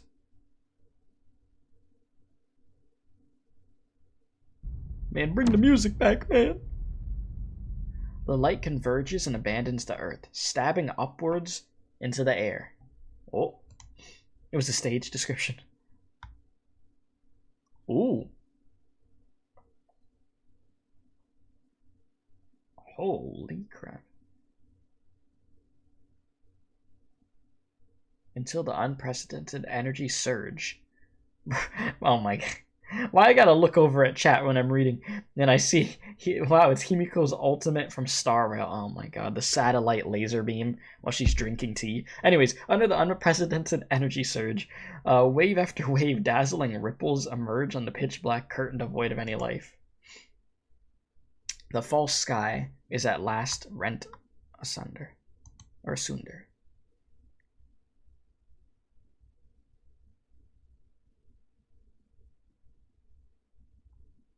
Oh. It's getting clearer and clearer. The ancient twin moons expose their real faces. Tonight, the truth will be perceived by humanity for the very first time.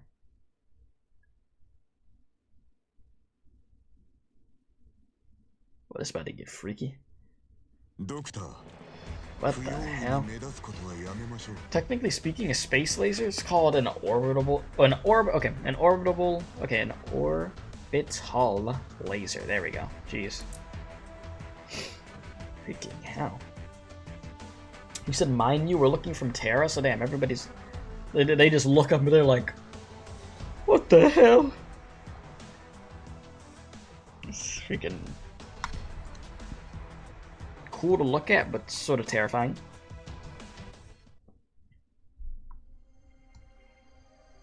The hell is that? What the hell, Paragon? Alright, so chat, you said we have 2 reading stages, right? Is that what we got? 2 of them bad boys? Crack my damn back. Kirsten now owns the moon. Oh my god. She turned into Gru from its Despicable Me.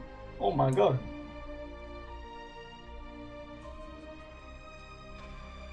You said this is about to be long? Oh boy. Okay. Alright. I'm trying to prepare myself for this. Okay, the next one is quite long, but the second is shorter. Oh man. So I'm about to get just hit with everything on this. Okay. Yeah, Stretch. Stretch is my guy, yeah, because I know I'm about to be sitting down for a long time reading this. My freaking shoulder, bro. Oh, my shoulder's cooked. Man, chat, do I get a damn Scooby snack for reading this, bro? Holy. Crack neck. Okay. Alright. Those left behind, some jeer, some are in awe, some dance in joy, and some spend the night sleepless. Alright, here we go. Once again, if you haven't hit the like button on the stream, it helps out a bunch too. Subscribe if you're new out here. If you'd like to become a member, helps out a bunch. You know, you get some emotes and stuff. It's greatly appreciated. So we're able to continue doing what we do. If you'd like to donate to the stream, that helps out a bunch too. Even if it's $1 or something, goes a long way. Helps out a bunch. Those links will be in chat. And other than that, boys, I think we're ready to go. Okay. We are going to do it. We are going to get this done. You said orbital lasers are a subset of space lasers, but there can likely exist space lasers that are not orbital. Okay, orbital lasers, really? The twin moons of Terra is just one moon. The energy breaking through the barriers destroys the reflection. Destroys the reflection of the actual moon?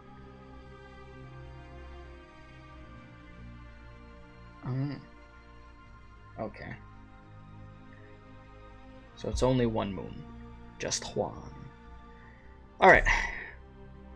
Boys, it's time to lock in and read this. Yeah, I assumed you were trying to put destroys, so that's why I read it as destroys when I was looking over at it. A coastal view that could be seen anywhere in Iberia. Oh boy. Rubble close by indicates the place may have once been a prosperous village, but now only a solitary wind chime left hanging on a wall echoes the waves as they hit the shore. Bewildered slithering sounds. A wave washes a sea terror onto the beach. Oh boy. No, perhaps it might have followed the wave to drive land.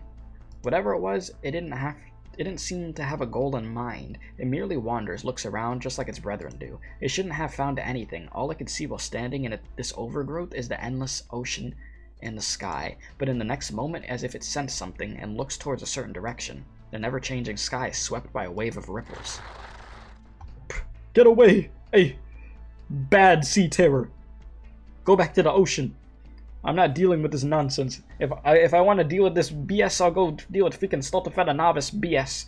Alright? I'm not dealing with that right now. I don't got time for this. It looks in that direction, but there's only an endless sky. Soon after, its compatriots arrive, its kin, its wee many. Yeah, go back in line. Your event's next, exactly.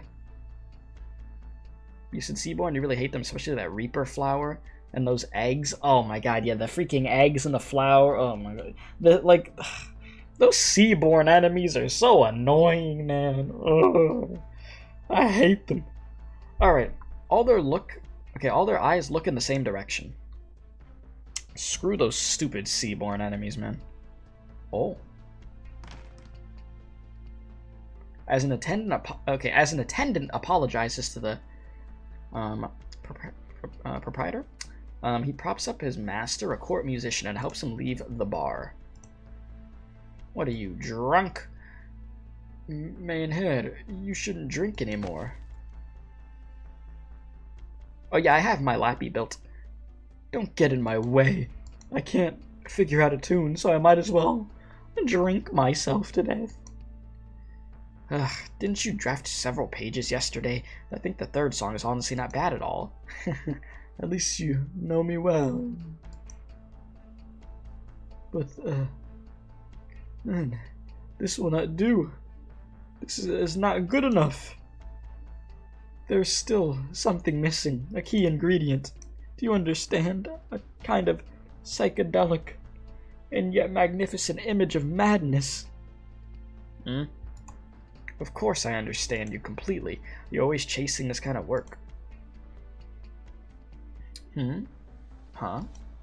Oh, I must really be drunk. What's wrong? I saw waves streaking across the horizon. Waves? I should take you to a doctor. What is that? The attendant lifts his head towards the sky to see halo-like waves sweep across the night. This is... Could I have somehow gotten secondhand intoxication through the air? He's like, huh? Did I somehow get drunk too? But I didn't drink.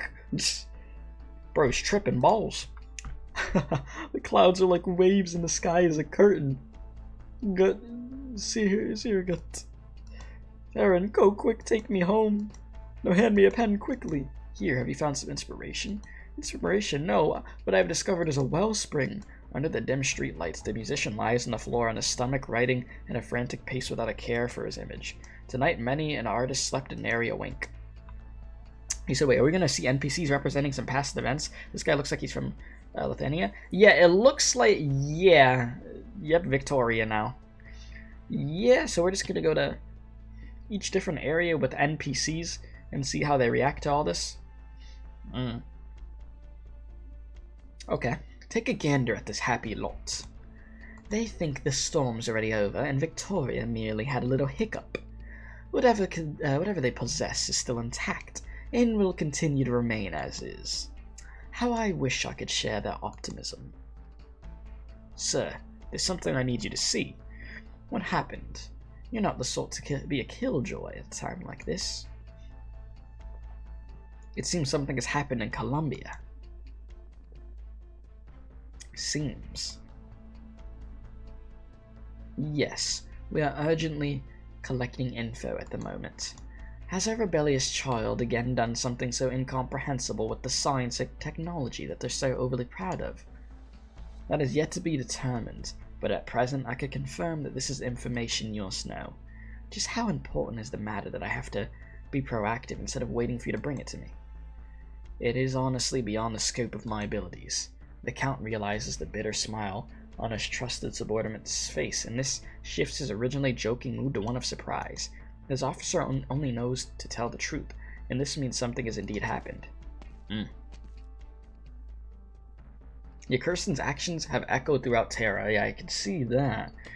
Everybody's affected. The Count walks towards the window and immediately realized why his subordinate was at a loss for words. Everybody shook. This was information physically impossible to be brought before him, but also a reality no one could ignore. What sort of natural phenomenon is this? We immediately hired experts relevant to this field, and combined with the information from Colombia over the last few days, they have proposed some valuable theories. Site 359, Dossier, Investigation Report on the Mainlander Foundation. And what are these academic papers? A barrier? Tell me the key points of note. The layer of ripples has originated from Colombia and is extremely unnatural. After conducting some simple observations, we believe that the findings align perfectly with a long-forgotten theory in the world of science. The sky above our heads is indeed false. Something has happened, and we know nothing about it. We've already mobilized all our spies in Colombia, and they will soon bring us results. Spare no expense. I want an answer before tomorrow morning to bring to the Duke of Normandy. Yes, sir. My lords, I would like to introduce my distant nephew to you. Tonight's banquet ends here and now. He said, screw your damn nephew, I ain't trying to meet him. The hell? The Count needs his peace and quiet now, so please return home, Viscount. Very well. Are you gonna read Zwilling Sturmy and Herbst, whose event story is longer than Lone Trail? Wait, what? Is that the Aya event? Or wait, no, or no. Which event is this? Let me look this up. Oh, I'm stupid. No, Aya's event has a different name. I'm dumb. Oh, this is the This is that event with oh my god, my brain right now. With I forgot the character with the black hair's name. What is her name? Brain empty.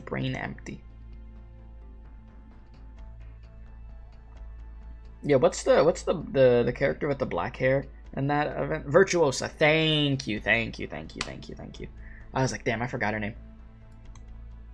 Or Arturia / Virtuosa. Okay. God, I mean, yeah, I'm gonna have to read that event, but damn, it's longer than this?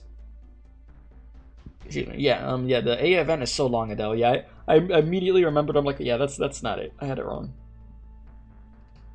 But damn, bro, longer than it, man. What the hell they gonna have us doing?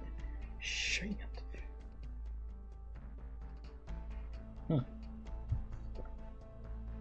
The Count looks at the distant sky without saying a word. Tonight, conspiracies hatch in alleys with countless politicians toss and turn in their beds. So long, Adele, is not that long. Well, you put kick at the end. Warning. Energy overload. Shockwaves from the energy surplus have impacted the entirety of Hammer. Secondary disengagement protocols. Acceleration complete. All secondary cabins. Mounting devices. Oh, because so long. Oh. You're making a joke. I see. Alright, and external energy lines have been separated from the Galleria Stellaria's main body. All personnel evacuate via the escape pod and execute return protocol. Repeat, all personnel evacuate via the escape pod and execute return protocol. Oh boy. This goddamn weightlessness. Couldn't they have made the escape pod just a bit smaller? Not the size of an entire room? Quick, get that self-balancing system up and running. We gotta stabilize this room first at the very least. My bones are about to be shattered from being tossed like marbles in a box. I know, I'm working on it. I hate manually disengaging lock mechanisms so much, especially at times like these. Yeah, no, you would not catch me in a situation like this, being in a room, getting tossed around like that with zero gravity. Hell no. Alright, phew.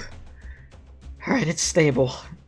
Now to return the return. Okay, well, now to check the return protocol. There we go. The drogue and the pilot parachutes have been launched. Landing trajectory is auto adjust. If you just look up, there's still time to bid your farewells to control. Yeah, not an escape pod, but rather an escape room. Yes. That is actually pretty crazy that it's that big. Hey, but look at the corridor. Isn't that Director Milsis? Hey, yo. Director, get in quick. There's still seats. You should have clearance to enter. This is the escape pod? This escape pod has existed since the very beginning of Arc 1's design phase. They're stuck in a saw room? Hell no. Okay, where was I? And we ran several rounds of navigation and pressure tests before, so don't worry. You're Claude, right? I remember you. You've all been in components control for many, many years. Before Hammer took flight, control node Before Hammer took flight, control. No, Kirsten disbanded the Rhine component, or the Rhine Lab component's control section. The last job she assigned us was to assist the energy charging and focusing. All the calibration, maintenance, and security tasks have already been completed. You're just curious if I'll pull Executor Alter since I have his banner soon. I think he looks really sick, and I got hyped as hell seeing him. But God, I need to stop pulling for these characters, man. Listen, I got too many characters. There's too many. So I don't know. It's like I want to get him, but like, what's the purpose if he's just not gonna get built anytime soon, you know? So, yeah, that's my dilemma. Yeah, I know the red and black. Yeah, that's one of the reasons why I was going berserk. So yeah, I just got too many. You said we won't be having him for at least 2 to 3 weeks, maybe. Okay. When we return to the ground, we all get new contracts. Leave Rhine and leave Tri-Mounts. Oh, right. What's this? A remote sensor recorder. It provides real-time feedback from the biological data, or data, however you want to say that, in the vivarium. In the vivarium. Control said it would be helpful to you. So I was gonna send it over to the ecological once I got back on the ground. The data was just updated. I'm really sorry. Wait, don't tell me right away! Not so fast. This is... How many years did it take? Go. In the short span of time after Galleria Stellaria broke through the barrier, the death rate of 753 plants have exceeded 90%. The rest aren't expected to survive. Oh. Kirsten, what exactly does it look beyond the star pod? You're fully aware we're sharing the same possible fate, and yet you're unwilling to call off your trip? Yeah, so... What was that number again? In the short span of time after they broke through the barrier, the death rate of the 753 plants has exceeded to 90%. The rest aren't expected to survive.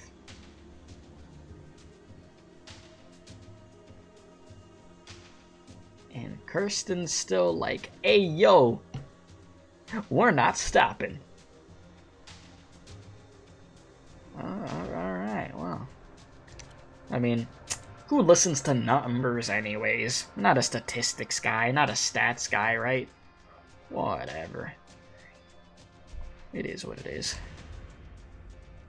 You've kept your promise to all of us, but, did you plan on traveling solo from the very beginning? Yeah,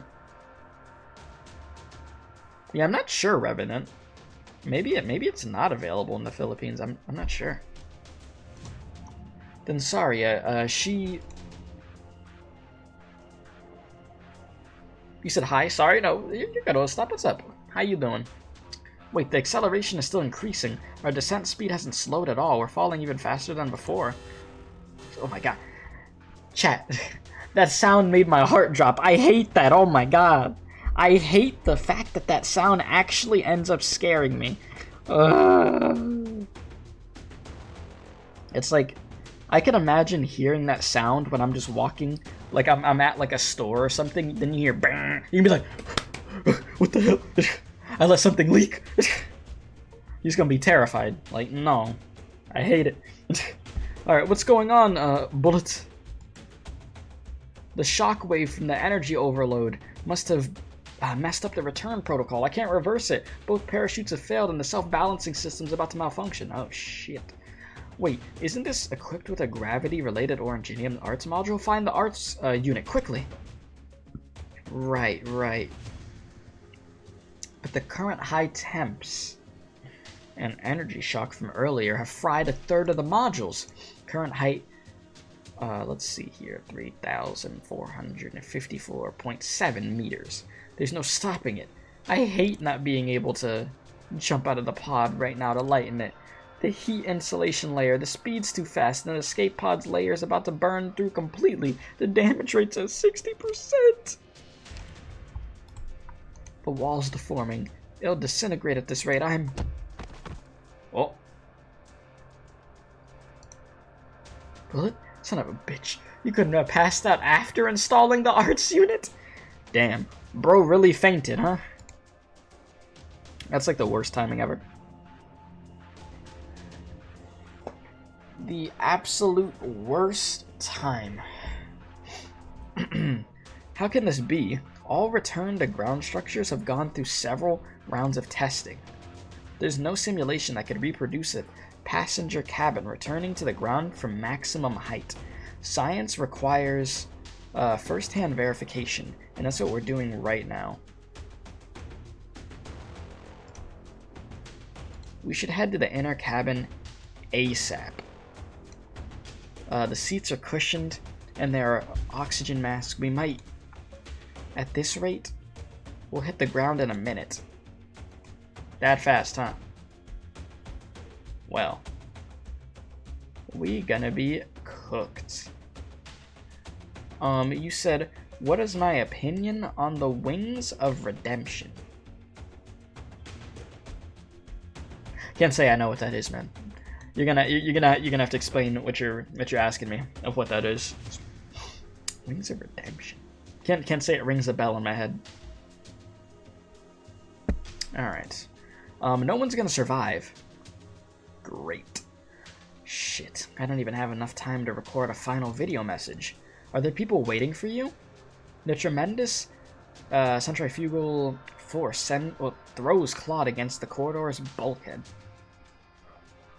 His face is pressed against the glass, and he sees a small, shiny spike. No, it is a person, a figure tightly bound in thick layers of calcium. Test. I see your message, Magia. Bro said, is that a Terraria item? He said, bro, Wings of Redemption, he's a YouTuber. I'm surprised you don't know him. Oh, he's probably the most hated YouTuber. Oh no, I don't know him. I know of YouTubers that people absolutely hate, but I can't say I've heard of that dude. No, the name does not ring a bell to me. You said that's a little weird. The last two you sent went to a black hole. Yeah, sometimes YouTube will just do that, where it just won't show somebody's message for whatever reason. He confirms what he's seeing, but this means that the opposite figure is falling at the same speed as them, and maybe even faster. Director Saria, she's probably passed out. At such a height, even the thickest calcium becomes a fragile layer of eggshell, and she herself doesn't even, thicker than it. Weird way to word that in a sentence. Damn it. Water. A vast body of water. Oh! Water seeps from the escape pod's bulkhead, stretching in midair like a living organism. The escape pod is falling at a high speed, and a large river of water is being towed by gravity and vaporizing, but several thick walls still manage to form in the direction Saria is falling. Claude feels like he is seeing a lake without a shore or a lake bed. He looks at the bottom, and the waves are folding in layers as they sway over his head. If he wasn't currently busy trying to save himself, he feels as if he must follow and learn from the Ursus poets on how to look for the right words to describe the scene in front of him. Water also rises in the cabin, and he's pushed back into the interior. Director Miosis, you're melting? Saria, I guess you did end up fighting with Kirsten after all. So even you couldn't stop her. In the end, we couldn't do anything. These water barriers could give you somewhat of a buffer, so if you can, I hope you live. Shucks, I probably look real ugly like this. But if I could go back and had this level of determination to pump all the water out of me right now, could I have changed a lot of things? The water gently envelops everything in its body. All components control employees. Prepare for impact, hold your breath. It's easy to choke when you're submerged in water. Go and meet the people waiting for you.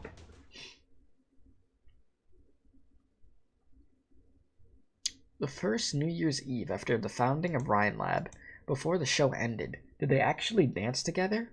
A dance of 3? She's kinda forgotten.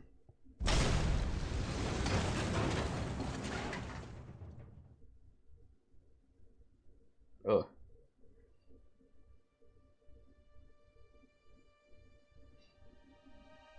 Saria, what did you see? Just the sky. That's right, the sky. I sat on this stump as a kid watching my parents test flight after flight from the hill in front of us. Later, they brought me along. And after they died, I never came back here until now. You're the first. And that's why you hate the sky? If I were 10 now, and had been having just witnessed everyone's reactions to their deaths and just finished going through the belongings, I would tell you yes. But that's not my current answer in mind. Worries, pressure, questions, provision, and bills from corporate and government sectors. These factors didn't hold my parents back, so they're not even worth mentioning. All the way, my parents staunchly advanced towards their goals, and they only lost to themselves in the end. If the journey is destined to end prematurely, then I too will willingly die on the way there. Don't say something that ominous. Can I succeed? I don't know, but I'm set on doing it. I inherited everything from my parents, and they've even gone even further than they did. Kirsten, Saria, I'm not asking anything from you. I'm just sharing some past events with my best friend. I understand. So any thoughts? Weren't you merely sharing your story? Oh, you're such a burden beast. Say something at least. The sky is really beautiful. She knows that no one has even seen the view at such high altitude from such a position, and that the Galleria Stellaria is getting further and further from her, but she cannot open her eyes. She's falling at a high speed. The wind howls, scraping against her face like a knife, and the cold, thin air rushes into her nasal cavities, making breathing difficult. Raw calcium accumulates in a frenzy, forming a thick crystalline layer around her body, so as to prevent her dying from the violent air friction, but she cannot do anything about the impact when she lands. It was already over. The vertigo from weightlessness hits her, and no matter how hard she resists, she loses consciousness. Falling thousands of meters from the sky obviously only takes a few minutes. But why is it taking so long to experience death? It's Jover. I'm still just processing the fact that Kirsten really hit that little air duct or whatever you would call it, the little trap, and said, "All right, bye-bye." And then freaking Saria just goes flying out like it's a freaking cartoon or something. You really pulled that BS on us. That's effed up. That's effed up. I mean, she wasn't gonna let anybody stop her at that point, though. She's like, I'm finally at, the end goal. The end game is here. Yeah, she literally, you said it perfectly. She literally pulled a freaking Looney Tunes on her. Pulled the lever, and then, yeah, there you go. Like, damn. Okay. So she vaguely senses herself falling onto the surface of water. Her speed somewhat slowing down, and afterwards, amidst the burst of mechanical buzzing, it feels like as if she's fallen into the clouds again. How soft it was. You said it's funny because Saria scolded Kirsten for not looking below her in the manga, and then Kirsten forced Saria to look away with some dramatic irony. Oh, that's interesting.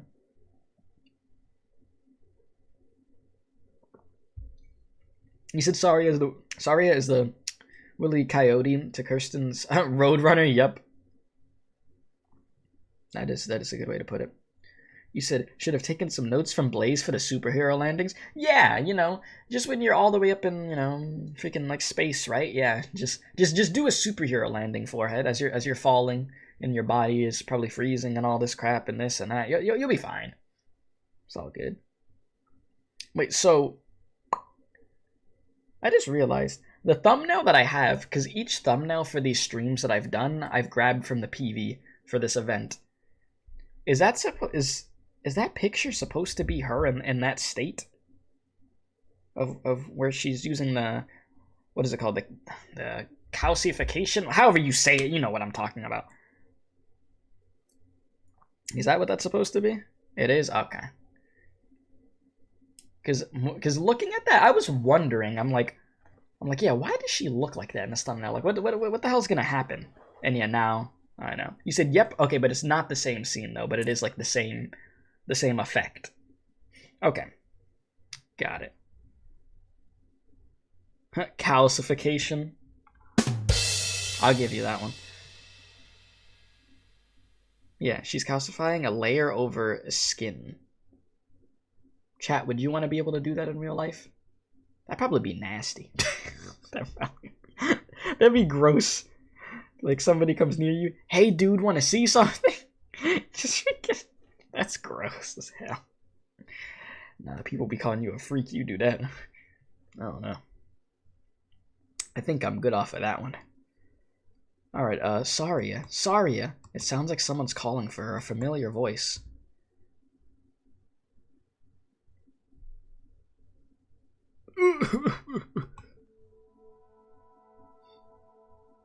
Don't say anything yet. You rather have nano machines than calcium? Oh lord, not the nano machines. Eye movement response, normal. There should be a local internal bleeding. But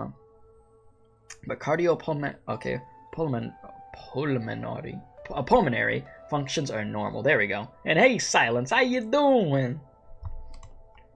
The impact caused multiple injuries, a slightly torn flexor tendon in the left leg. I'll apply a temporary treatment on the affected area. Fortunately, there isn't any serious damage to your bodily functions, but when you return to Trimounts, you're going to go over a comprehensive medical exam. Saria, do you have a headache? I'm fine. Good. I crushed your drone, and these air cushions. Yeah, cardio equals heart, and then pulmonary equals lungs. Gotcha. It's fine. Where's Ifrit? Is she not with you?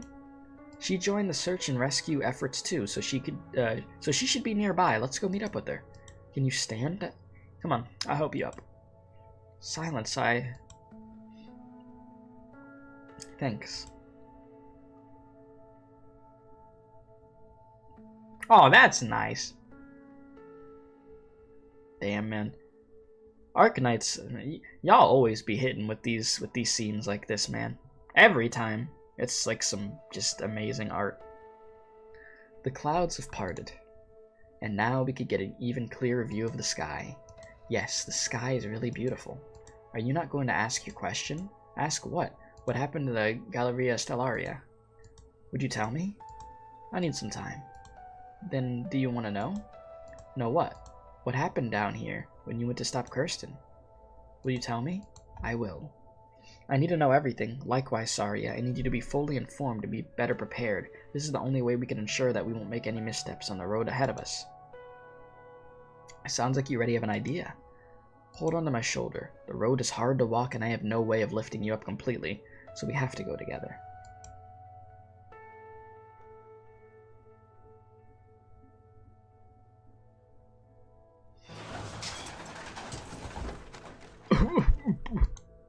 Claude, Benji, Johan, Bullet? The escape pod makes a deep hole in the ground and the hatch flies out, smashing a boulder into pieces. Damn.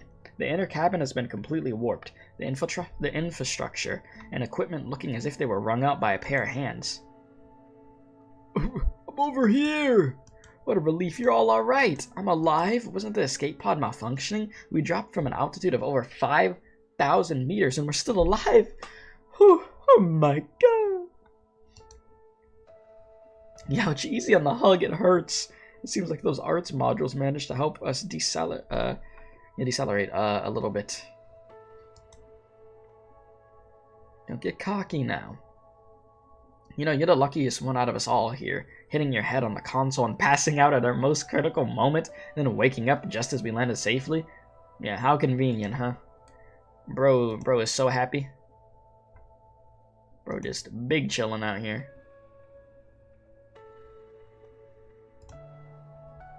Alright, must have been Annie's prayers working on you, huh? Aren't you guys getting married next year? Hey. Why do I feel like I drowned earlier and all of you are soaking wet too? It's not like the pod landed in the lake, so what even happened? Well, about that. Have you guys seen Director Milsis? Water is still flowing out of the bulkhead connected to the escape pod, but there's no mud in the area. The night breeze will soon dry up the earth. Milsis, are you good? She didn't get clapped by using up all that water to help, right?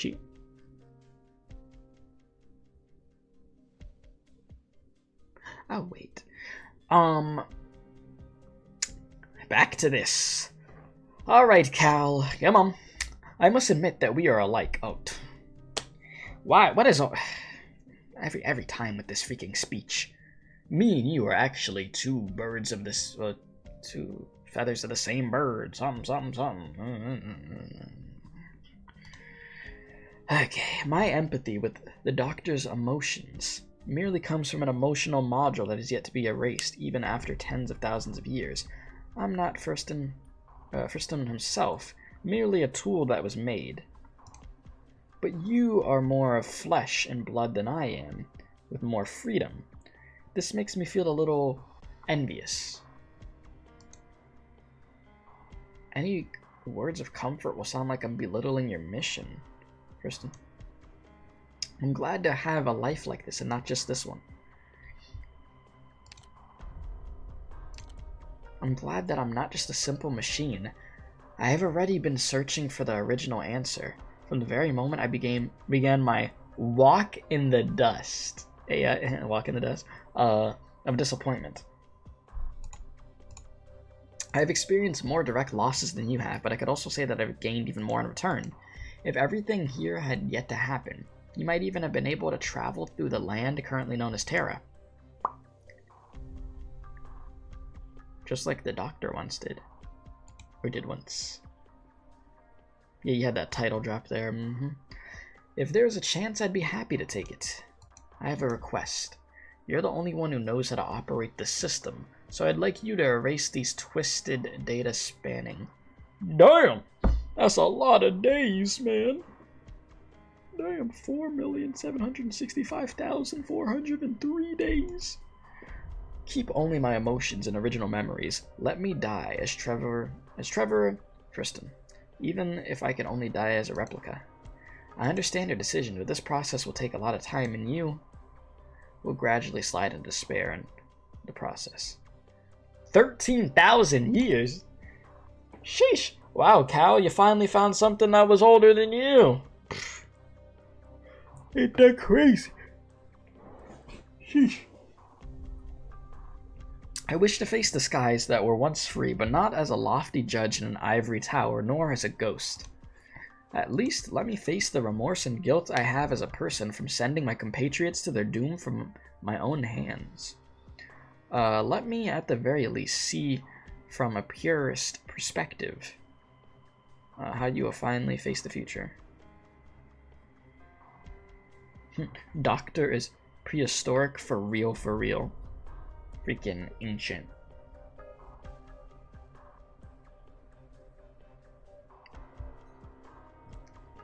Okay. To think that of the sky, that is my final wish. You don't have to blame yourself like that. This is closer to redemption than continuing to be tormented for eternity.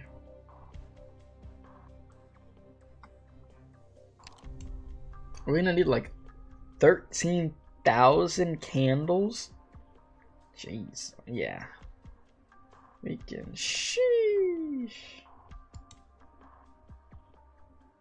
You might call this arrogance, but I say this nonetheless. The weight of life, the weight of civilization, you can't even possibly imagine how heavy it is right now. No one has the capability to decide for others what the value of their lives are. This belongs to the past, and so I will not go too deep into it, but please remember this. The Doctor... remember this, Doctor. This will sooner or later become a multiple choice question about the present and be extremely important for you. But presently, I'll say this again. Thank you. This is the final thing that I can say.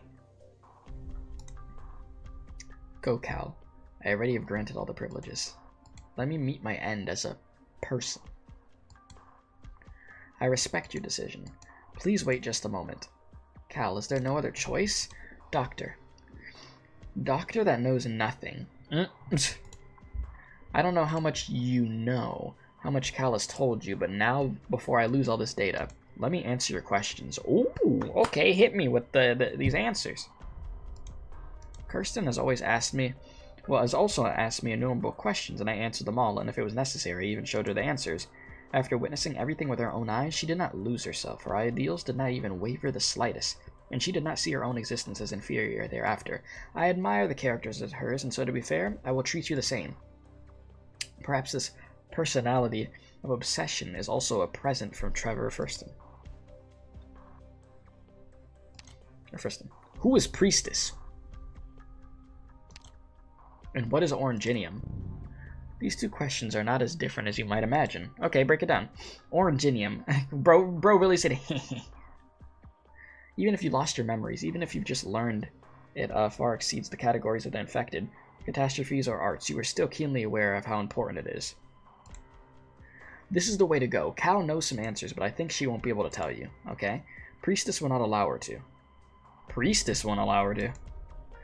The restriction is carved into the depths of her original, consciousness? And even death will not free her from those shackles? What? What the hell?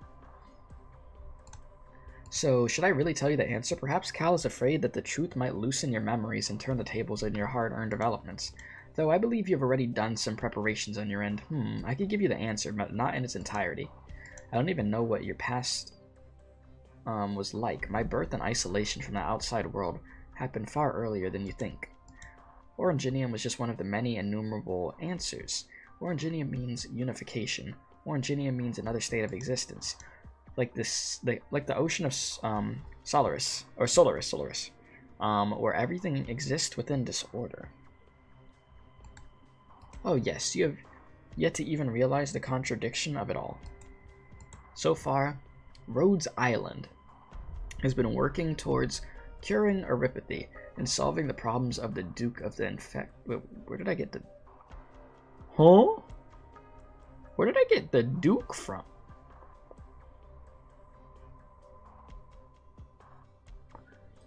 Chat, give me like a 1 minute break real quick.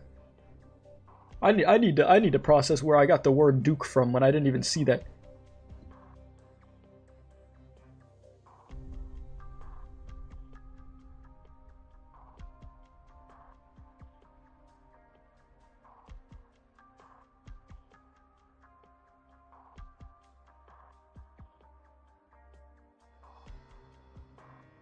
Okay. I've come to a conclusion. I think I looked down here really fast and saw the word do, so I thought it said Duke. I think that's what happened. Alright, so far Rhodes Island has been working towards curing erypathy and solving the problems of the infected, though you have also involved yourself in an outsider matters due to Cal and Teresa's ideals. However, you, in the name of Rhodes Island, fight against Oranginium. This is the root of everything. I do not know what decisions Priestess made in the end, but it seems that Cal, with all the lives born on this land with free will, has no way to peacefully coexist with Oranginium. Oranginium could benefit humanity, but it could also destroy everything. Just like the frenzied creatures in the ocean and the endlessly expanding rift in the north. Priestess is the starting point of that madness, and you were actually once extremely close to her. Reggie? Wait, what? So we could cure erypathy? What does Oranginium have to do with me? And what can I do next? You can't guide me? What do you mean? Let me read that again.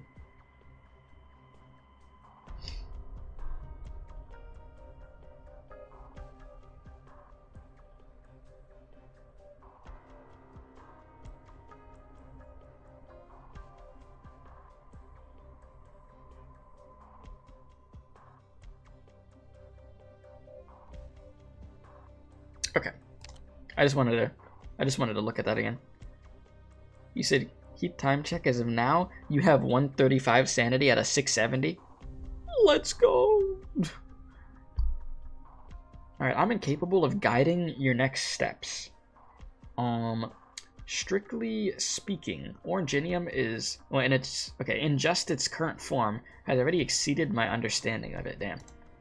Oripathy is not something that was carefully planned and produced. In your current situation, curing it is difficult, but there may be other ways you could stop or use it. Your past with the priestess seems to be Cal's greatest taboo. And I don't even have the full picture. According to my hypothesis, your appearance, participation, and amnesia, they are not without purpose. You have to find your own answers. Don't blame me for being so cryptic with my words, but sooner or later, when you face the truth of the past, you will understand Cal's thoughtful intentions. Stay patient. Stay true to yourself. Man! Oh, tell me the freaking answers I want to know. Talk about stay patient, man. Give me the damn answers. Doctor. Yeah, Cal. You've already taken a huge step forward. But turn your head and look at what we faced. Victoria, Columbia, the infected are still being discriminated against. And the flames of war might just spark in any place on Terra at any time.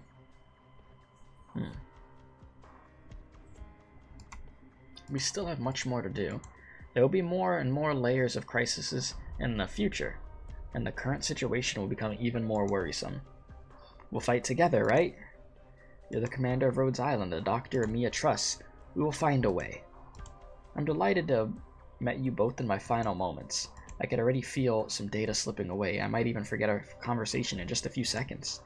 Having lost the support of your database, your emotional module will once again re-experience the loneliness of the past dozen millennia.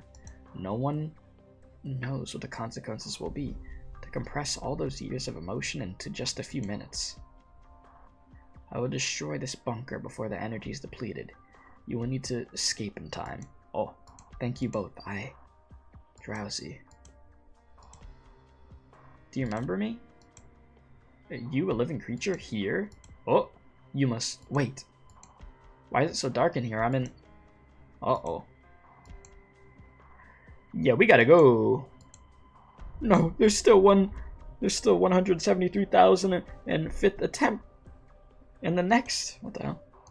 The next time. Can anyone hear me? Answer me! Answer me! Please. Where am I? Listen, I can't bear to hear any more of this. I don't know, there's no way for us outsiders to judge. If these cries of anguish are memories from his past, or the emotional module responding to stress from processing, all the compressed emotion. Bro said tags, mind break. He said ancient being in this game really be... I really like saying to you, okay, you could ask... Yeah, they literally said, you could ask any questions. I answered a lot of questions for Kirsten. Then when you asked a question, I can't directly give you that answer. You'll find it on your journey. Cal also can't tell you. She's not allowed to. We made sure to have a reasoning of why she definitely can't say it.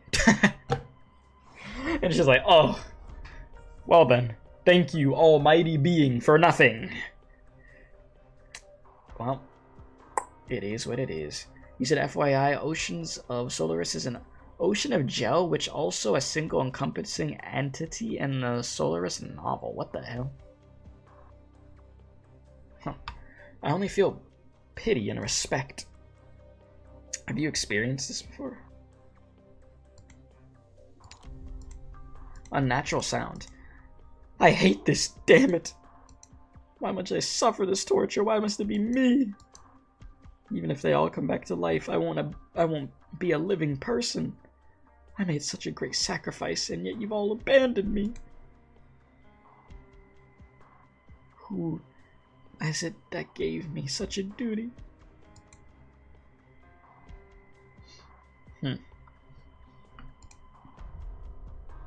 It was myself.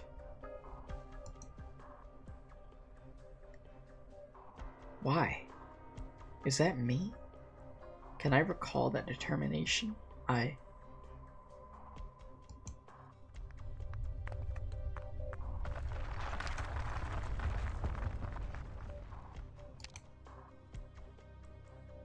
You said you don't want to watch this? Imagine sitting in the darkness for 4 million days. You're watching someone slowly go insane. It's fine. You know? I played a gotcha game before of where people were there for millions of days. I'm pretty sure they were stuck in a bus. What was like? It was like a train. Yeah, it was like a space train essentially. Let's put it like that. A train that would get you from point A to point B immediately, but the train got stuck.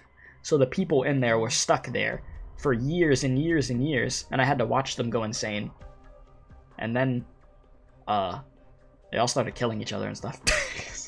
So yeah, I've seen something like this before, you know. Okay, well I mean, except you know, in this case, bro's just all by himself. So you know, well yeah, yeah, you know, there's a little bit of a similarity there. Yeah, love.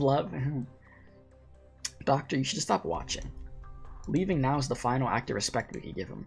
We have to find the exit. Oh, you're here. Madam, over here.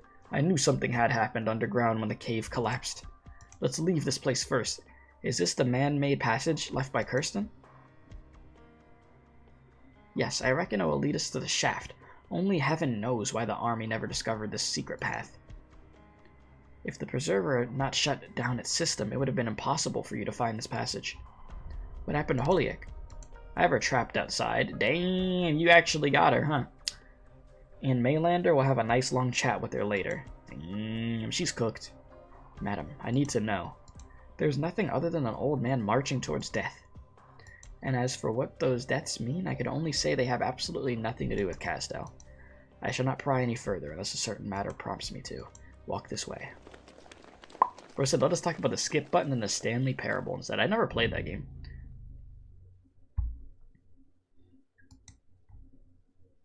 I am Trevor Kristen.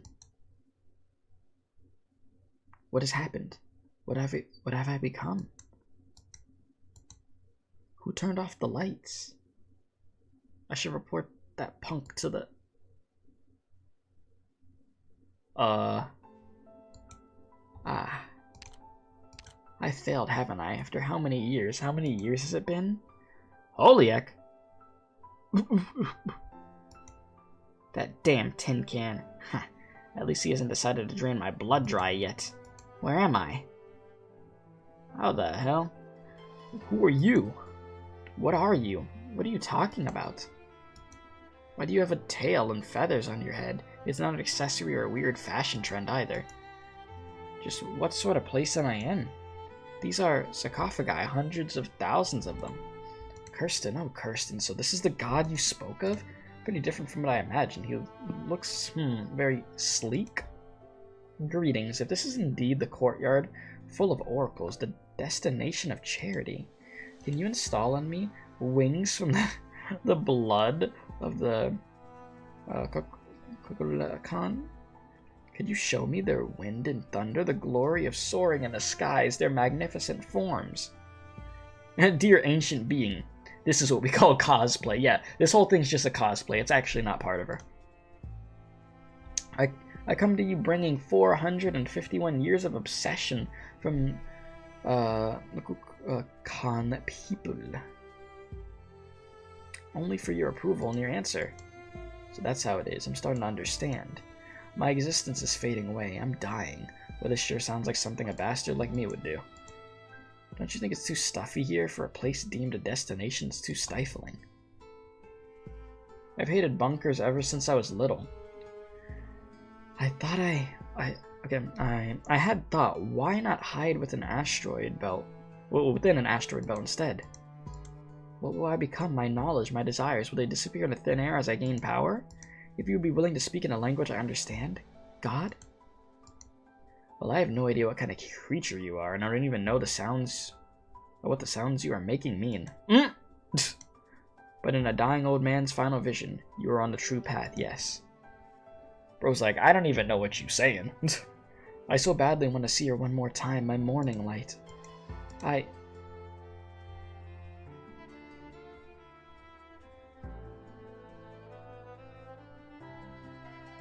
icy wind blows over Holiek without traces of any dust.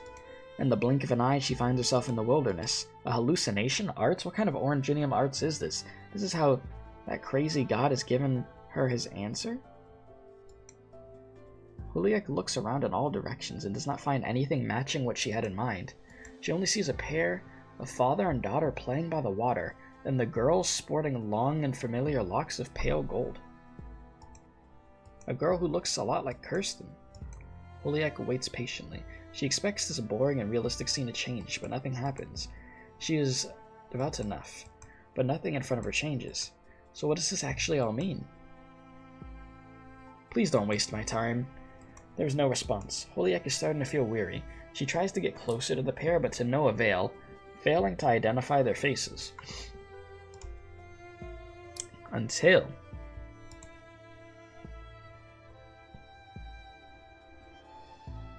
the father picks his daughter up, and they look towards the sky. Only now does Huliak discover in the view she had gotten too familiar with that there is something not even Kirsten's wildest descriptions had mentioned. She sees a gigantic, enormous moon. For just a moment.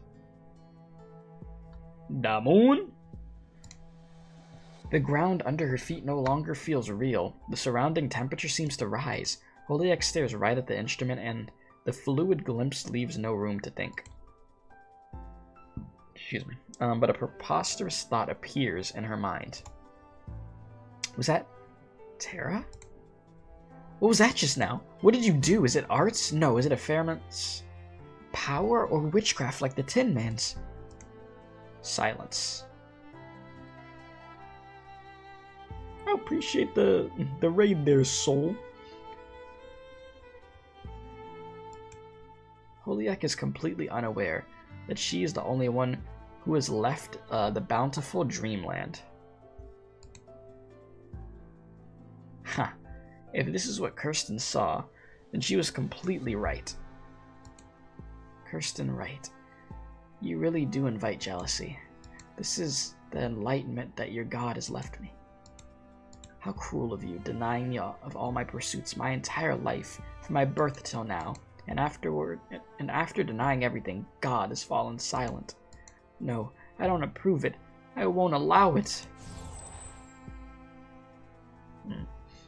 Yeah, that was Kirsten's memory. The daughter looks like Kirsten. Explains why Kirsten helped her so much with knowledge.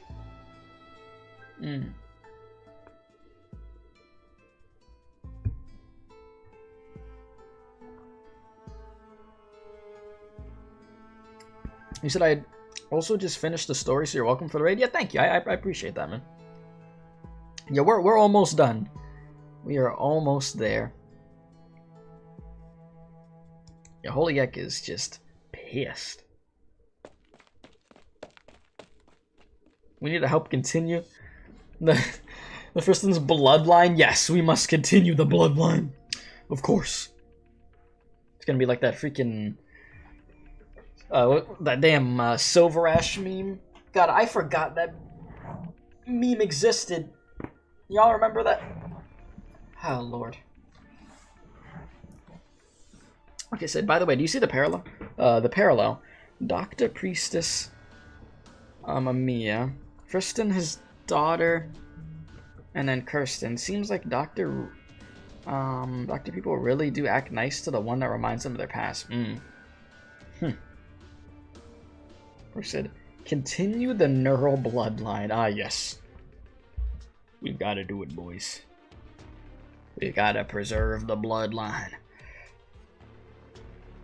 So, you failed to stop Kirsten. I already know what happened up there. I also forgot we came here to stop her. Too many things have happened. My head is hurting a little. Yeah, a lot's happened. I'm very sorry about that. I need to formally enter negotiations with the Mainlander Foundation. I'll explain later. I'm also very curious to know what exactly happened in Tri-Mounts. We're almost there, remember, Cal. The moment we arrive at the shaft, we are no longer simple collaborators. If you don't cooperate with us, I'll have to resort to force. Listen, we're not trying to fight, man. Okay, well, Monster is. Monster said what? You sure about that? As you wish. What's with all this tension? If I could kill this tin can again, I'll still learn a little something. When did you... Shouldn't the other agents have caught you by now? That's not important. But I think it's best for none of us to act rashly now. Don't mess this situation up. What are you up to? I'm real curious, Doctor. The lineage of the Elders, the Kukulkan's source of power. Are these things even considered secrets to you and Cal? Don't bother me. How cold. There's something I want to understand. The entire course of my quest has been invaluable, and yet after finding the answer, people only know how to sing its praises. If after resolutely trampling on a dry and dull answer, if I wish to continue searching for the future, can I come find you people? Listen, figure out how to deal with your boss first. You literally have the whole foundation that you betrayed, and they're pissed off at you. You literally, tried to get rid of Tin Can Bro over there, Tin Man. You have a lot to worry about before you could even think about us, so have fun with that. Of course I won't show up empty-handed. You won't be able to guess what I retrieved from hell.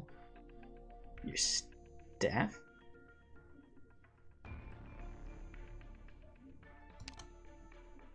What have you done? Your unusual arts could store memories. Could it be that you... Perhaps I rescued a god? Oh, wait... You didn't. Wait, huh?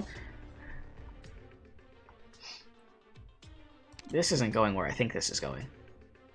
Perhaps I rescued a god that almost succumbed to dementia, but in the end is not even considered a living being, and it's too difficult for me alone to help it recover. So perhaps you could help me, since you might not want these things to fall into the Colombians' hands. Huh? You did what? I'm sorry.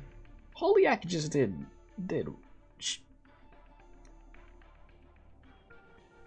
You really... You... Yeah, her arts is like a USB. She literally said, alright, I'm gonna take this data right here.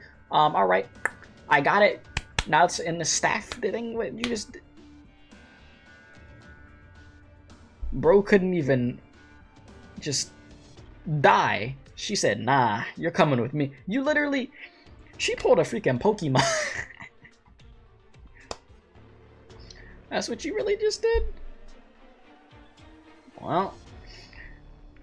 Okay, you want to drive a wedge between us and the Maylander Foundation? Or, yeah, you want to say it's right in front of Tin Man? I've already brought it out in the open, and Tin Man has seen it too. Do you have a choice to make?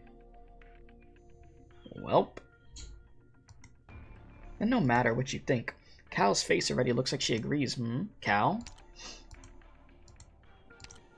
My guess is, you don't have the right to call the shots here, Tin Man. Oh? The reason why you haven't looked into the underground at all is because someone above you has already made the decision for you. Ooh. For that person has enough foresight to guess everything that's happened here. Even if the power to make decisions isn't with me right now, I still think killing Holiak to retrieve his legacy is the more reasonable thing to do. About that, your boss should know which party has the capabilities to restore him. Snatching Holiak's art unit will only add to the gigantic pile of the Maylander Historical Association's archaeological discoveries. That one will not allow Maylander to act against Rose Island. Your coercing efforts also fall flat, Holiak. You could only hand it over to me, or I will hand you over to the Tin Man.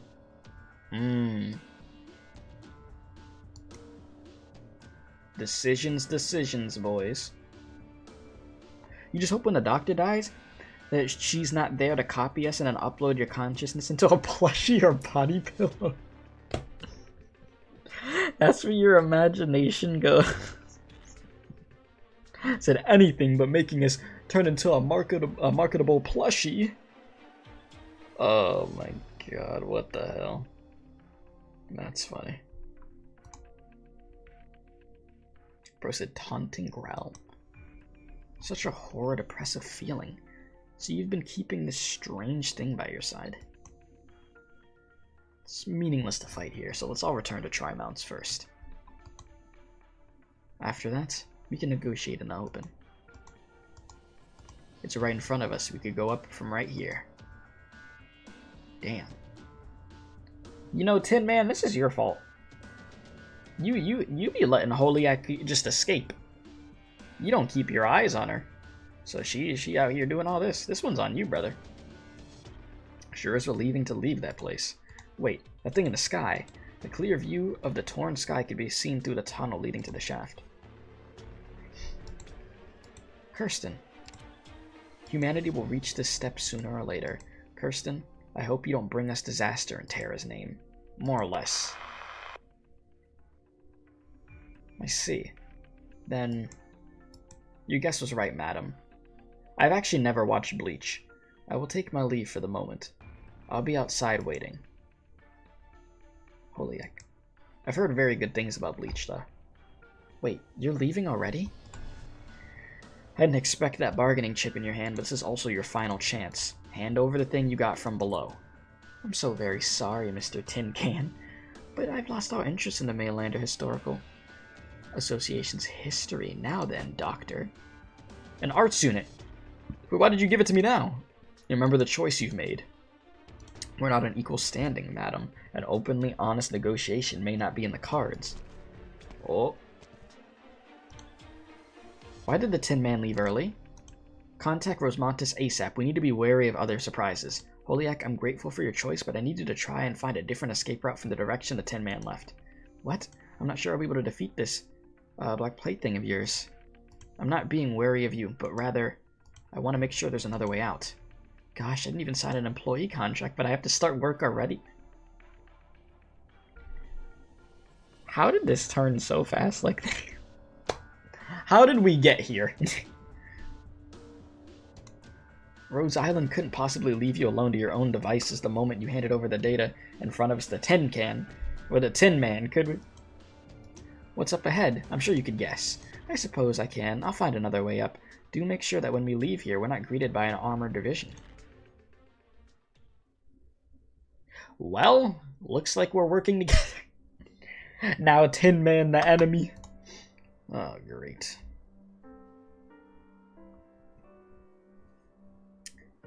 Oh, yeah, Cal, you've already been recruited. You said, well, the doctor did employ Frost Nova and Cal accepted it. Yeah, that is true. But then again, Frost Nova literally was dead. You know, this is different because Holiak's still very much alive.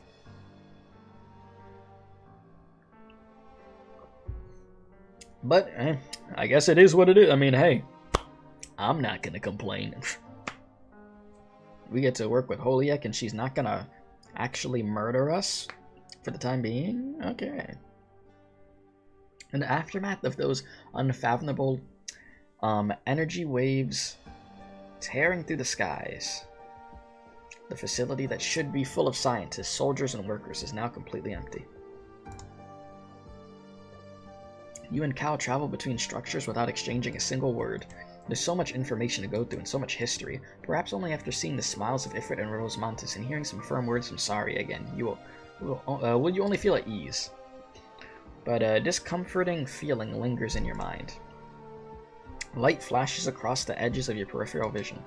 Wait, Cal! What is this on the screens? Nice to meet you two, Dr. of Rhodes Island. Cal. We've taken over this facility. Every screen and all surveillance equipment will expose your whereabouts, so please do not try to escape. On the behalf of the Colombian government, I hope to hold a private meeting. An ad hoc... Okay, private meeting with the both of you. This might have happened earlier than you expected, but I just want to get on with it. I won't wait any longer. In the dimly lit building, the lights of this large screen flickers a few times, and then a familiar figure appears. Yep. The second in command of the fledgling country's leader is in no hurry to speak. He only faces you with that iconic smile of his. You start wondering. You feel some kind of pressure. Soon after, you can't help but feel like Well, help yourself from turning your attention onto the pet perched on his shoulder all along. You sneak a glance at Cal. There's an obvious, somewhat gloomy expression on her face. The hell? Mr. President? Huh? The Vice President does not react. But his pet just happens to begin talking.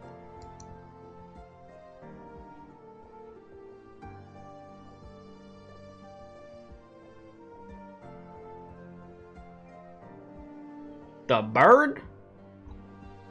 The bird was the president? The whole time? Huh? This dank looking bird? Images that go hard. I'm just like, huh? This goofy looking thing? He was the president all along.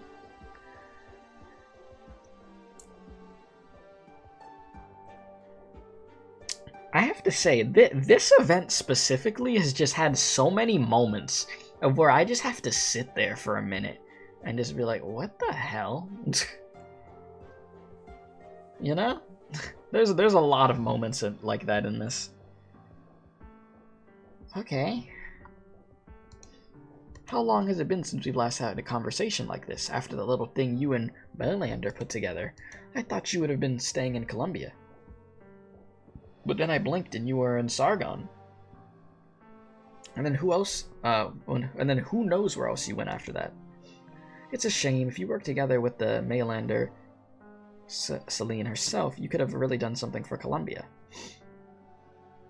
And then maybe the people wouldn't have needed to wait for a vice president to be born. Oh yeah, don't remind me of freaking Emperor with that Syracuse Anno freaking event and all that. Oh lord, that was funny.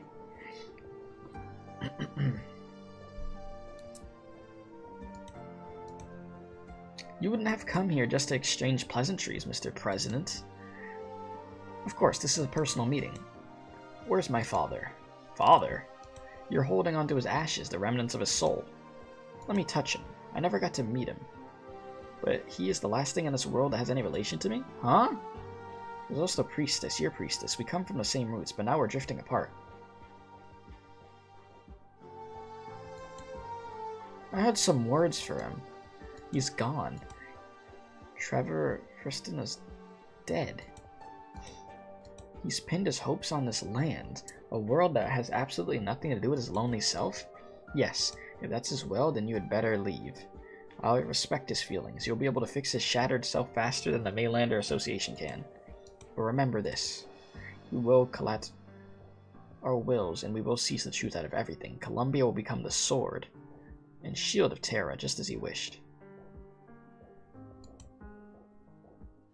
Yeah, that's what I'm getting here. Trevor was the president's dad. This is such a weird event. For all this stuff, like, this stuff is just like all over. What the it's like I feel like every few minutes I get hit with another piece of information, man, and I'm that is just like, what? First the Holiak thing, now this. Okay. You're not the priestess, the person, but the AI you're holding. So, is this priestess... Okay, no, sorry. Is this president and emperor and high priestess with Zumama related to each other?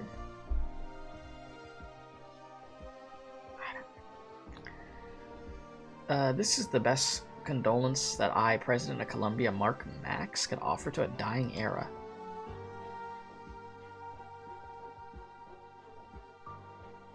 Kristen never wanted a tyrant, Max.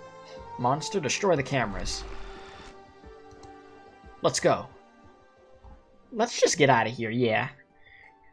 I'm with you, Kyle. We need to just leave.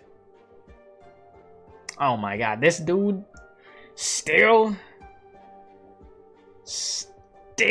dealing with this guy? Really?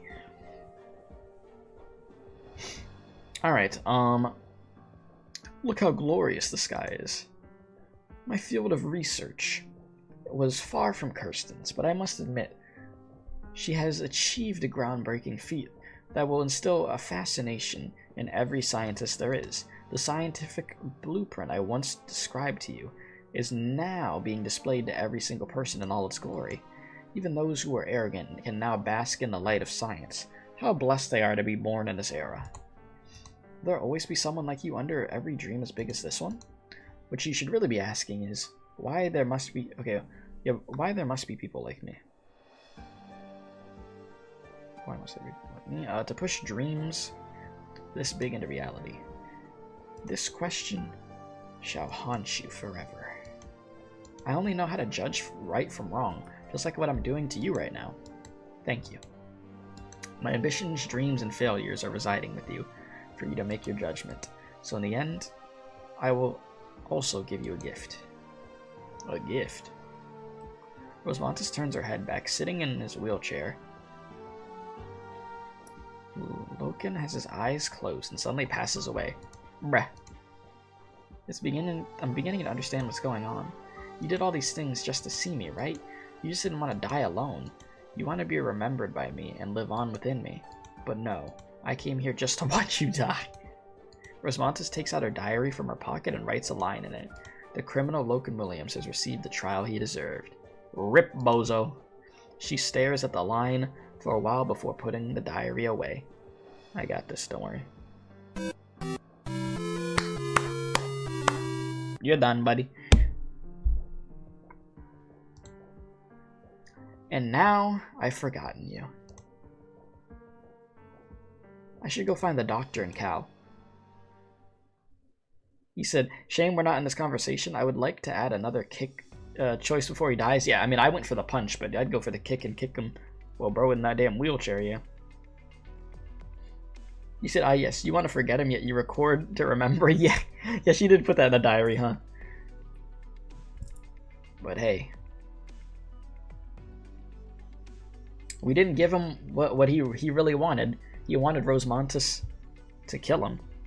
But she was like, No, sir. Got that character development. He said pre-chapter 8, Rosmontis would have just pounded him into paste. Yeah, exactly. Nice character development. She said, nah. We're not going to give you what you want. We're not going like that. Well, we should really be thanking also, freaking, what was it, Ifrit, right? It was freaking, yeah, it was Ifrit that had pulled up in there. I believe. Oh god, my memory. Yeah, my memory is starting to get cooked. I'm like, yeah, Ifrit was the one who was like, no, let me go in there instead and go talk to her instead of the doctor going in to go help. Because she was able, yeah, because she was able to relate to Rosmontis and the bad experiences that they went through and stuff. Yep. Mm-hmm. Alright, this dude huffing and puffing. Should have bought some cigarettes earlier. Oh, I didn't expect you to be discarded so soon. Oh boy. Here we go. Surely you know how likable I am. I'm serious. I was ready to fight a legion of power armors to the death. And yet this place is so deserted. Even amusement parks on federal holidays have better security than this. I'd like to know why myself. Perhaps Cal is skilled in the art of persuasion. So skilled she managed to convince even the mighty president of the Columbia Union? We're out. Are you alright, Doctor? Just a little dizzy. Deep breaths, you spent too much time underground. Taking in information at once is indeed a burden on you. Tell me about it! This event has been just lore bomb overload. Have fun, bozo, trying to remember all this information. My apologies, Doctor. I just wanted to wait a little longer until you were ready to face him, to respond to all the doubts and questions you have about yourself. Wait till I recover my memories? What exactly counts as ready? Cal, Doctor, you managed to get a considerable time extension. I'm serious about getting my work done, Doctor. Perhaps we should kill Tin Can, Mr. Tin Can here and now. Ah, forget it. That's probably a meaningless act. The President has rescinded the order. which honestly came to a surprise to me. Madam, fix whatever Holiak has handed to you, even though I have no idea what it is or the scope of the damage. Mr. President has given you time. I don't know how long, but when your time's up, we'll definitely retrieve what's lost. Alright, buddy. Go back to your president. Be gone, Tin Man. Be gone. Go eat some glizzies. Is this a deal? I suppose. After all, you have abided by our previous agreement and have indeed helped us a lot these past few days. So in return, you could leave Trimount safely and return to your landship. Thank God. As for the doctor, you already spent 3 days with the Colombian Bureau of Alcohol, Tobacco, Arts Units, and Oranginium, and I don't think Rhodes Island would want an updated criminal record. As for Holiak, for the time being, I'll only ask this. Is she currently a collaborator of Rhodes Island? Well, Holiak, it looks like we're about to save your ass, huh? Can we say no? Oh my god, I'll say I guess. Rhodes Island will need her help. After all, she also made contact with the truth, so I can't just ignore her. Thank you, Cal. Dame Cal, and the doctor too. She's on your reputations now. Alright. Well then, goodbye. Bro said, can we say yes? Alright, you two. We'll go meet with Rosmantis and Ifrit, then leave Trimount. See, I can't wait for everybody to see how they react to Holiak being with us. Doctor, what are you looking at? Bubble. I was about to say, where's Milsus at? You suddenly notice that the considerable night breeze present, the mud in front of you holds tiny bubbles yet to evaporate. The sporadic bubbles meander forward, like a series of extremely light footsteps. Yes, bubbles. You look into the distance and discover the skies are Trimounts, and the moment before dawn is full of fragile bubbles. Cal, I'm gonna look for someone first. Moo! Another psychologically unhinged individual recruited. Hell yeah. That's cool with me. Ryan Lab Headquarters Building, Vivarium. You feel as if you've just entered the bottom of a lake. There is no one, only a dense light blue and soft sound of water. A huge glass ring divides the entire space into two. Other than the narrow corridor on the outside, the rest of the vivarium has entirely been flooded like a lake. All the land plants are swaying as if they belonged in the water. You recall the vitality of your last visit here, but right now you could only hear their weak breathing.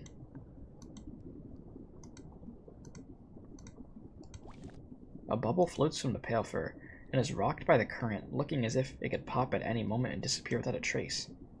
Milsus? You like how they justified to recruit Holiak? Yeah, I was wondering how that was gonna go, since, you know, made her playable and everything. Did I wake you up, Milsus? Hey, yo! Doctor. Why have you come? The arts are gonna turn Trimounts into the capital of bubbles. Didn't expect you to see that. It was such a sorry sight, huh? Yes, I failed. Doctor, you didn't get into the Galleria Stellaria, but I also got shut out. I even almost killed Saria, and the only thing I managed to do was save a handful of people. I mean, you still saved some people. I already know what happened up there, so you don't have to say anymore. Listen, you're weak, Milsus, so you don't gotta speak anymore. I pumped out all the water from my body and expected myself to evaporate, but I only had a short and shallow sleep, so I didn't even get to finish my dream. I can't even off myself. Before you came in, I think I was leaving the orphanage in Trenton with the kid version of myself. I think I saw Milsus crouching next to a pale fur, tidying up the graves of my parents and my kin that I've never met. I wanted to reach out and pat her on the shoulder. I think I met a Milsus who had just left Sammy. Her hair was wet from the morning mist, and she wasn't holding her usual parasol, and it was so cold. Her neck was tucked in, and her head drooping. I've never seen myself so dispirited. You saw other elves? Yep. When Rhinelab began their scientific investigation section and started the Sammy exploration project, their footprints made it all the way to the ice fields in the remote north. I made a private request to Maggie. When Maggie contacted me, this place had just been built.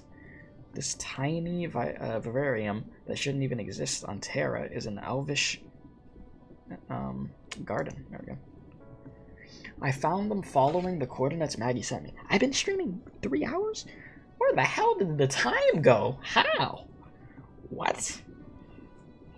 Jeez! Chat, it does not...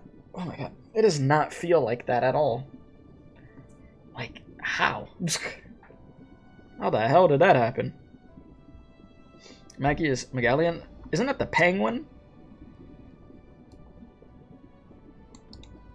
The penguin. I'm pretty sure that's the damn penguin. Yeah. Alright, deep in the forest. In the middle of... Oh my god, my neck. Whew, not in the middle of my neck, in the middle of Sammy. Remote and cold, that bed of soil was locked up by the marsh and ice fields. Far from civilization, a place you could hardly consider a paradise for elves. And thank you, by the way, for everybody watching the stream. Thank you very much. I saw a tree towering over the woodland. No different from what the other people of Sammy live in and revere. But after just a few steps forward, I saw a true home of near 100 elves. An endless hollow beneath the tree, its thick branches entangling with one another. An ecosphere woven into the roots as if it was encased in amber. To think there was such a settlement for the elves on Terra. Were they unwilling to leave their homes? I don't know, Doctor. I couldn't even ask them a question like that. They were not hostile to me, but I had no way of integrating into their society, not because of my metropolitan fit, but there was something natural separating us. We looked similar and faced the same struggle. We're clearly alike, and yet we're also complete strangers to one another. We had no way of understanding or communicating with each other, like two waves in completely different frequencies. Doctor, I walked so far and finally found a tiny patch of forest in the endless ice fields of Sammy. But I'm not a leaf from a tree, I'm just a drop of water. The elf leans against the pale fir, her hair moving with the topmost branches of the tree to the current. You can't make out her expression.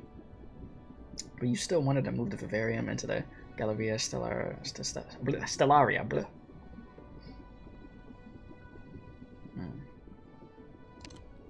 I needed to hold on to something.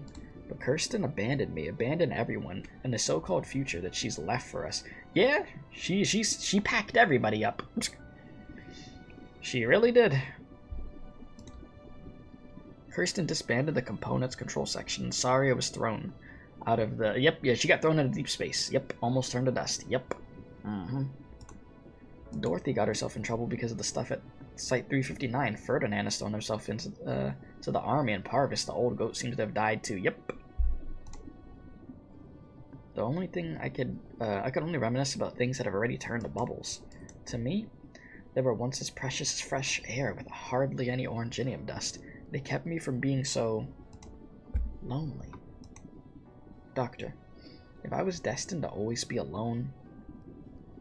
Yeah, Kirsten about to go buy milk. Yeah, she went to space to go get some space milk. It's okay. And if discovering and resisting this thing called fate still only leaves me all alone, does that mean I'll never be able to rid myself of it? Q's morning dew. Oh, yeah. Okay, the lyrics from the song. Don't let you alone. Okay, I'm not gonna start singing, but I know how the song goes.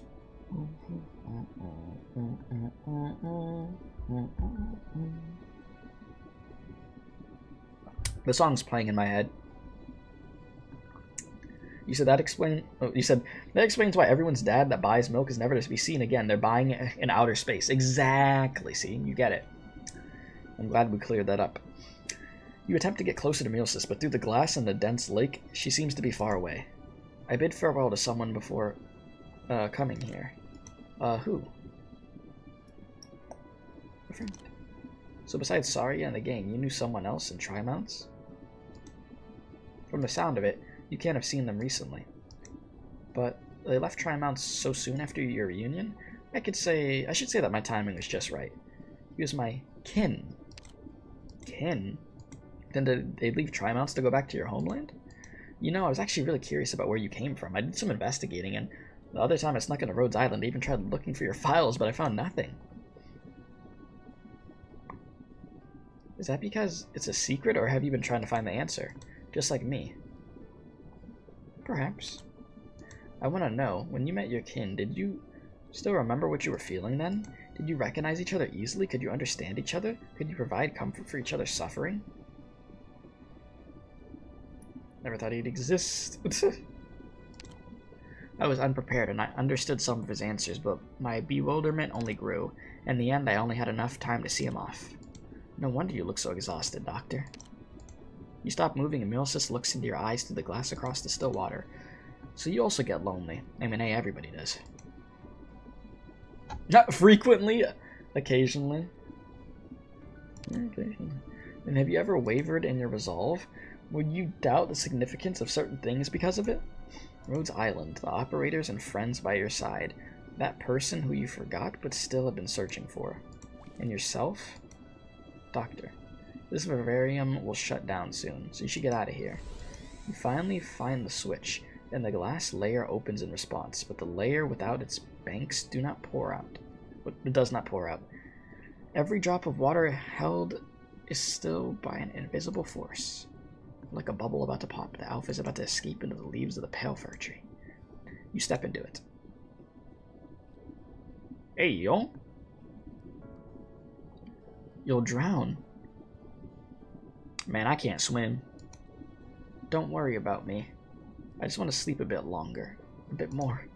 Before I came here, I was asked a similar question. My answer was and is just as I always have been. Being alone is a type of strength, Milsis. That is facts. Even a machine-like person could be submerged in such emotion. You'll be sad. You will reminisce. You will worry. And in the long term, it might not even improve. But it is indeed a kind of power. Every life experience that eventually fades away will still hold some meaning. I remember you said before that you don't like being peppered with questions. But I will still hold out my hand, Milsis.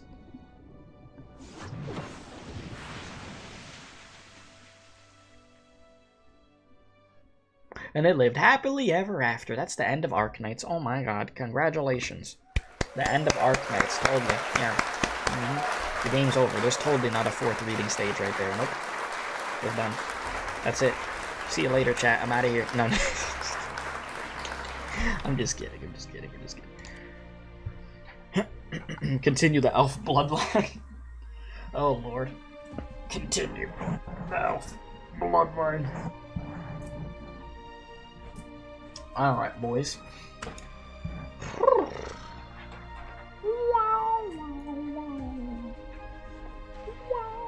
Alright. Bro said, repopulate. Oh my lord, chat. Jeez. Y'all shipping them like crazy, huh? I mean, I could see it. Door to the future. The only certain thing is that we must keep moving forward. I feel like I've read that before.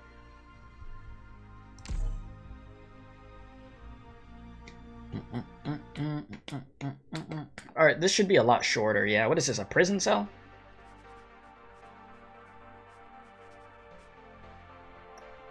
Ferdinand? Blake? I heard the prisons and max DC have regulations banning any sharp objects, including pens. You're breaking the rules. They don't allow sunglasses either, Blake. I told you not to bother me when we got thrown in here. I have important work that needs doing, and you've had a stellar record the past few days. These two really got thrown into prison together? That's actually hilarious. I wish that they actually had them in like some prison outfits. But you know, it is what it is. So I hope you could keep it up. Damn it, I used up all the draft paper. Wait, I could still write on the back. Blake, help me out and ask the warden for some more. Columbian Academia will thank you for your contribution. What the hell are you doing? There's no way you think you'll get to live, Ferdinand. Colombian law has never been lenient, so you can't just quietly wait for the end to come. If you want to keep busy, why not think about your last meal, bruh? You've wasted 2 minutes of my time, Blake. Which step was I at? Planning out your last meal.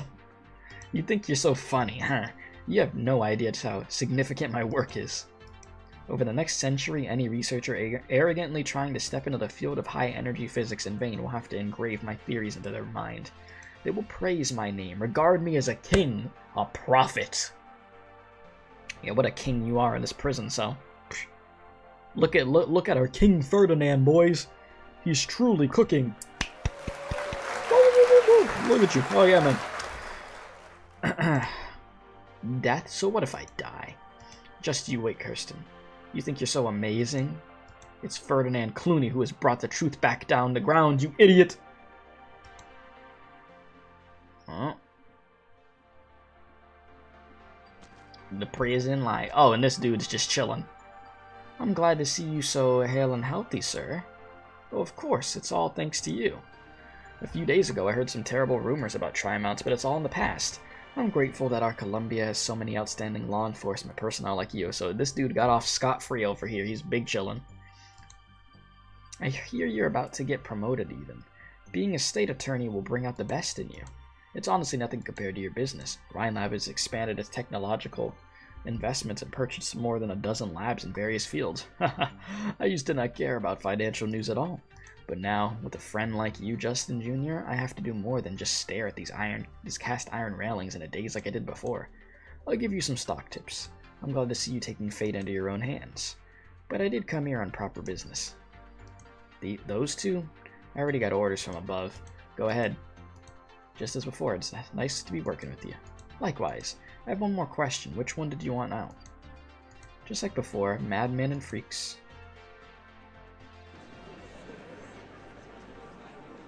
So Chaotic was first confused by the scene. He thought we started back at the beginning, and I said, Logan Williams is Ferdinand. Oh, yeah, no, I know that this is not all the way back in the beginning. This is present. So bro thought that they took them all the way back. Did a little timeline rewind. You're here, Nasty.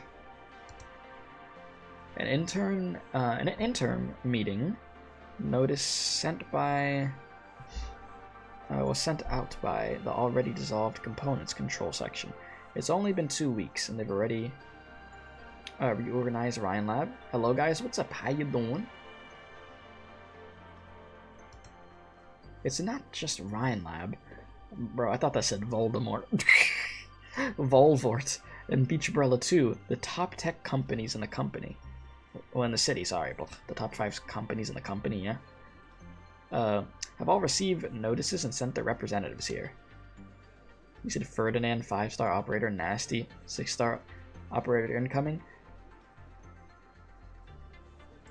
Would anybody really want to have Ferdinand being playable like that? I mean, don't get me wrong, he had his moments here and there in this event, but, like, I still probably wouldn't care for him to be playable. Now, Nasty over here? Listen, she could be playable. Yes, sir. But, yeah, I don't care about playing as Ferdinand. Alright, who do you think organized this meeting? The last EX stage traumatized you too hard. I am sorry to hear that. I'm sure you are gonna have nightmares about that. Well, no, in just a moment. Don't lean your head towards me. I don't want my shoulders to get wet. Nasty wrinkles her brow slightly, and the dead branch-like device around her waist suddenly extends. The moment it touches Milsis, the other party disappears from sight as if a bubble had just popped. Yeah. Sorry, I'll alter, though. Now you're cooking. I like that idea. Seems like you've recovered quickly enough to have the strength for this little trick of yours, Milsis. Dehydration isn't a serious thing to me, and it's not difficult to treat it either. Or Ifrit, also true. I mean your mental state. I thought you'd be at a complete collapse, hiding in a forest to cry. A friend talked me through it, told me every life experience that eventually fades away will hold some meaning. You're still as emotional as ever, needing others to soothe you. No, Nasty, I just calmed down and figured out something I had overlooked before. The person appearing here at your side right now is, of course, the director of the Rhine Lab Ecological Section, the youngest and leading authority on ecology in Rhine Lab. And that means Kirsten passed on to me the biological data from the Galleria Stellaria's vivarium. Good lord. Reikene. None of the 753 plants survived, but before that, they managed to survive past the barrier and not die immediately after breaking through the star pod. It's a height that Terrans never imagined a life could reach. With a gratifying...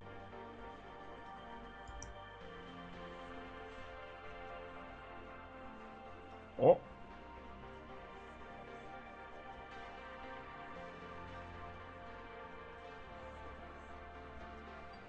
I think my internet's getting cooked. Oh no. Oh no.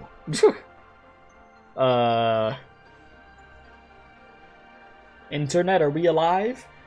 Chat? Chat, are you alive? Are you there, man? Chat. Chat, are you there? Chat, are you okay? The stream died for a sec. let me know if I'm good. Yeah, my internet was thrown into a pit of lava.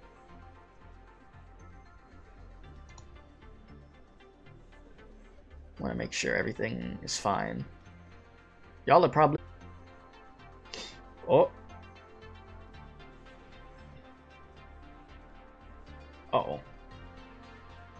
Internet cooking for real, and not in a good way. Bruh. How does this want to die at the end? How does that make sense?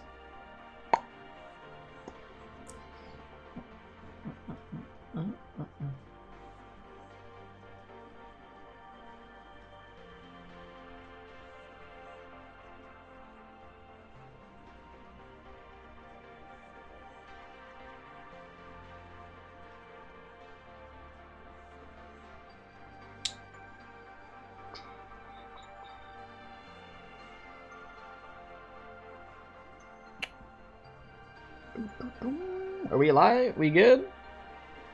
What, the internet cooking? I just find it funny that right when I'm about to finish the event is when my internet wants to act up. You had the whole event to act up, and now you want to do it when I'm trying to finish? Thanks. See this? They're out to get me, boys. Alright. Are we okay, chat? Is everything okay now, chat? Are we safe? Are we safe, boys?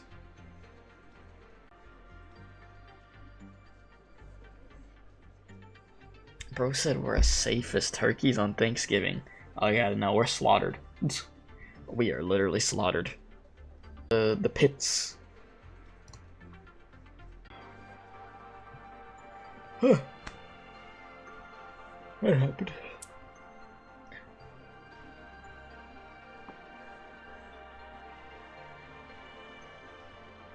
Oh man, good God. All I could do is wait.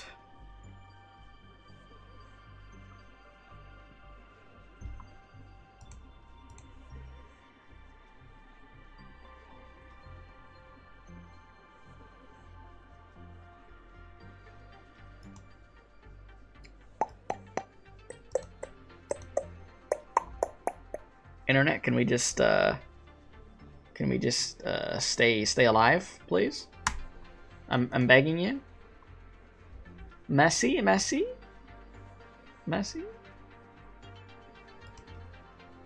Please? Let me just finish reading this event.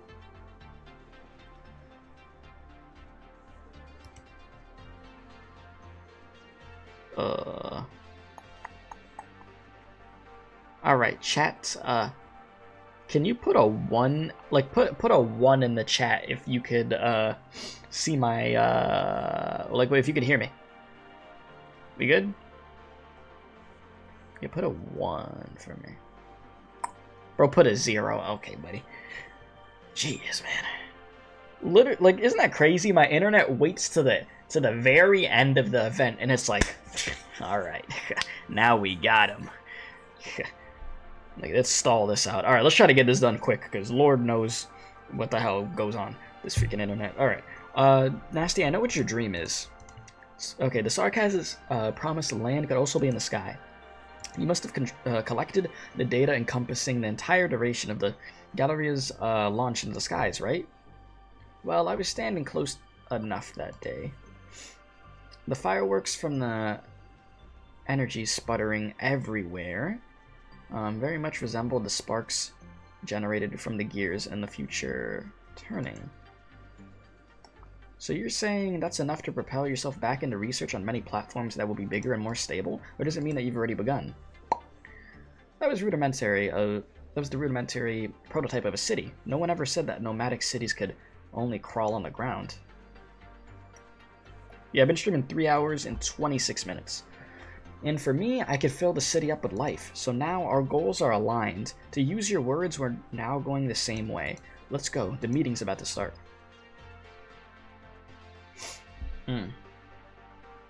Yeah, given the fact that she was part of the the 10-man killing 2, she did get off easy, because she was with Holiek and they worked together to get rid of him. Alright, Olivia Silence. Authentication complete. Please proceed. Direct... Saria. Okay, authentication complete. Please proceed. Hang on.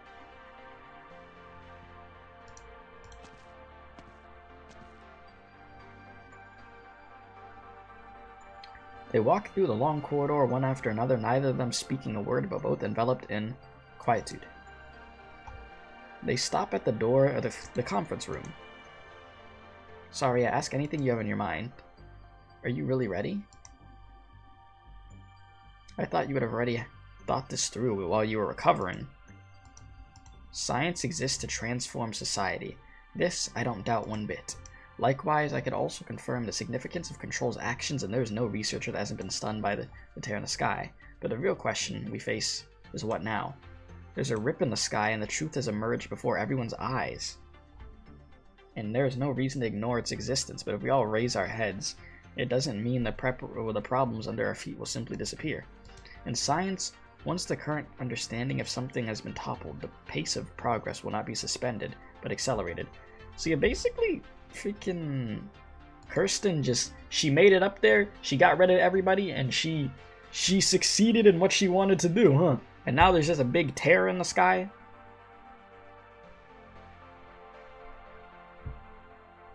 Huh. Countless constructions have been declared failures. Yeah, Kirsten, adios. See you later, bozos. You thought you were coming with me? Well, new fantasies have emerged, but scientists eagerly tear down every cloud in the sky, and the ordinary people busy living their lives will be soaked by the rain the entire time. This is how reality is, and we can only accept it. It is inevitable to make sacrifices in the pursuit of dreams. We've heard enough phrases like these. There is no reality impossible to change, and no sacrifice justifiable. If most people could be compelled to choose between dreams or reality, then I must become the bridge between the two. Ethical reviews, capital supervision, project evaluation. I will tighten the reins of order. I will use methods of all manner of scientists. Will think pedantic and cumbersome to restrict them all. I will become a monitor, a buffer zone, a railroad switch. In short, I'm well qualified to be a villain. I will see it to science becomes a clear, incisive look at every one of us. Silence. I don't know exactly how you managed to drum up support enough to change Trimount scientific and technological communities, but you should know this. No matter the power of the government or Maylander, they chose you not for your worries and zeal. I know, but if our goals are aligned, I'm willing to accept it. Silence grabs the door handle. She stops suddenly and turns to look at Saria. Her gaze burns, and for a moment Saria almost wants to run from it. Surely you haven't forgotten, Saria. This is exactly what you wanted to do before. If you're hesitant, if you've given up, then I will do it. Okay, Silence, damn. Dozens of eyes focus on her. To be honest, such a feeling of being noticed by everyone is not pleasant to experience. Silence takes a deep breath and responds to those expressions of surprise, astonishment, and ridicule one by one. After a long moment of time, she steps inside. Damn. It's showtime. It's nice to see that Saria and Silence made up. I mean, you have to have them freaking... have their freaking kumbaya moment. After everything that we just went through, we need that moment, man.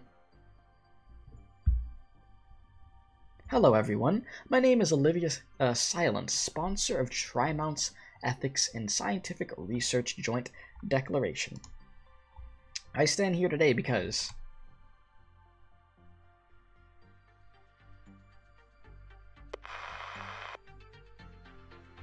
Thank you, Mr. Chairman.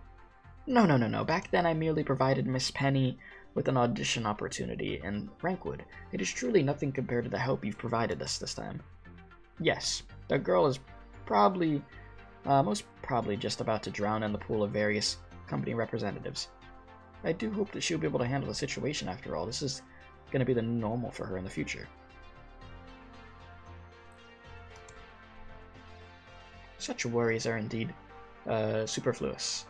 These youth are indeed not lacking in courage, and they always run so fast. All we can do is accompany them on their journey. You're absolutely right. I've become an old lady who loves to worry. A golf game next month? Sorry, but I don't think I'll be able to join you. Yes, Mr. Chairman, I have no longer reason to remain with Ryan Lab, and besides, I'm well past retirement age. Bro said, am I into older women? Points at Jara. I mean, if they look like that. I mean, listen, chat. There's no shame in getting, you find a sugar mama or something. Listen, chat. Be honest with yourselves here. If a woman came up to you, she looked like that, and she had a lot of money, and wanted to be your sugar mama, you don't say no? To free money? Psh, you got your damn mind. Hell no, I ain't gonna say no.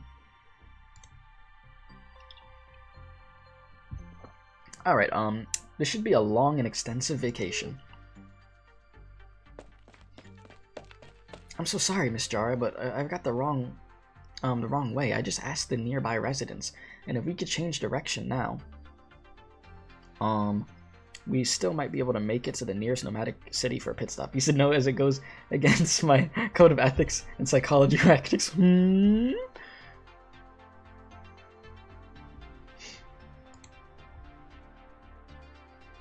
It's fine. It's fine. Just continue driving this way. Huh? That would delay your itinerary. I just flipped through the geographical magazine in this car, and if we continue this way for 10 more kilometers, there should be a winery up ahead. The magazine says the wines there have an exceptional texture. The winery insists on a limited supply to only specific distributors. And for decades has refused to expand the scale of their vineyard. So I'm curious. He said if she was my client, but since she won't, then of course. The people here have been so antsy lately, sorry, over that Ryan Lab accident, so I thought you wanted to get out of Trimount's ASAP. No one would give a retiree a hard time. Besides, just look at the wonderful scenery we have here. A wind blows from far away, and Jara adjusts her glasses, lifting her gaze to the sky. The clouds are moving quickly, and a single star faintly appears amidst the twilight. The sky appears as lofty as ever. After a long time, she gently waves her hand.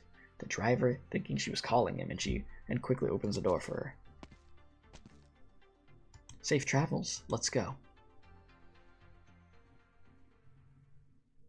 Ah! Look who it is.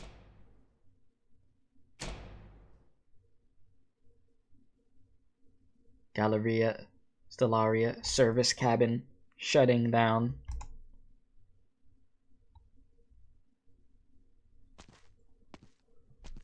You are so lonely. You have nobody. Okay, yeah, the bridge shutting down.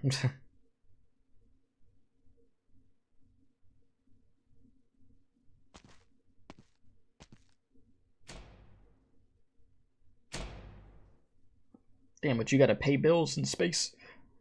Galleria Stellaria Vivarium shutting down.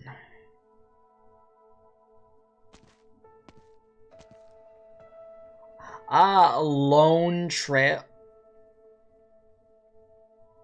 I never thought about it like that. Huh.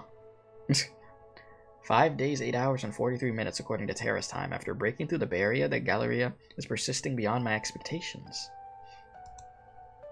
Not long after, these cabins condensing the most advanced science and technology on Terra will be reduced to dust. Man, you really trying to make it to Arknights Enfield, huh? You see, Kirsten had enough. She said, "I'm pissed. I'm done waiting. I'll just go there myself. You won't give it to me. I'll do it myself."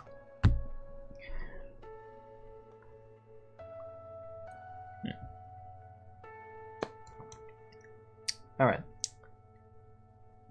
The Galleria Stellaria was never equipped with the technology conditions required for interstellar travel.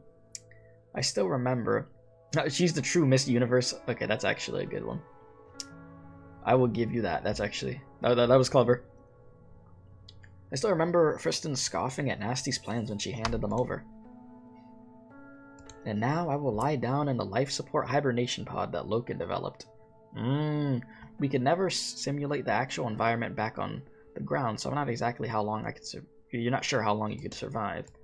So you gotta go into a hibernation pod, huh? Welp.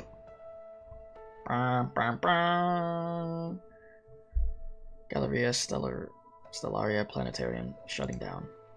The entire gallery. Yeah, okay, it's shut down. The hibernation pod will activate in 5 minutes.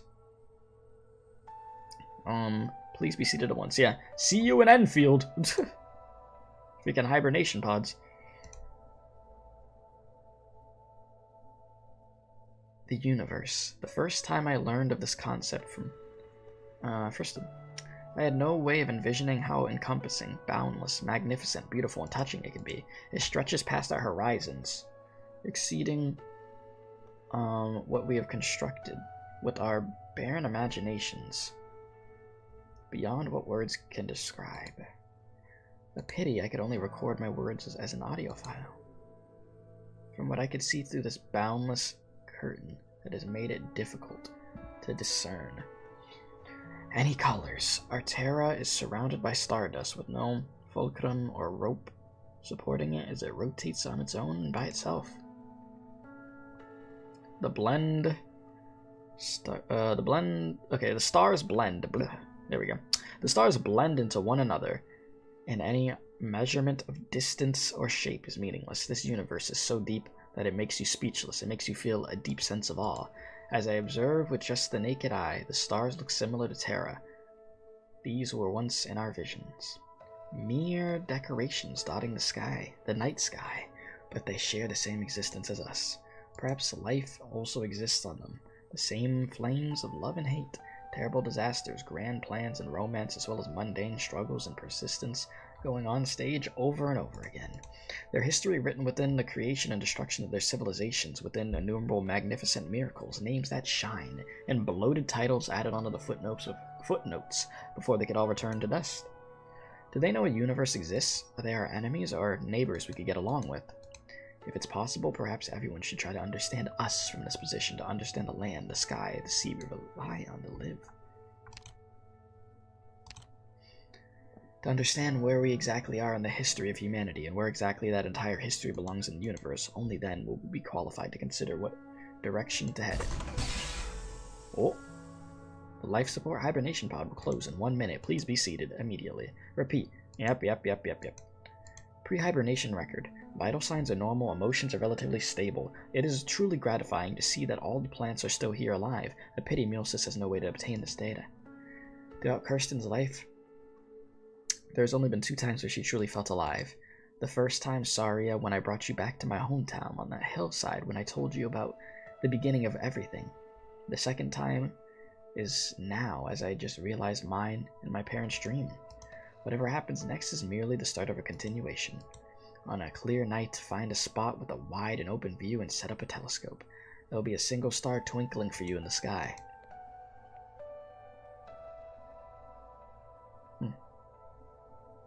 Well then, good night, Terra. I'll see you in Enfield, bozos. I'm out of here. Good night, universe.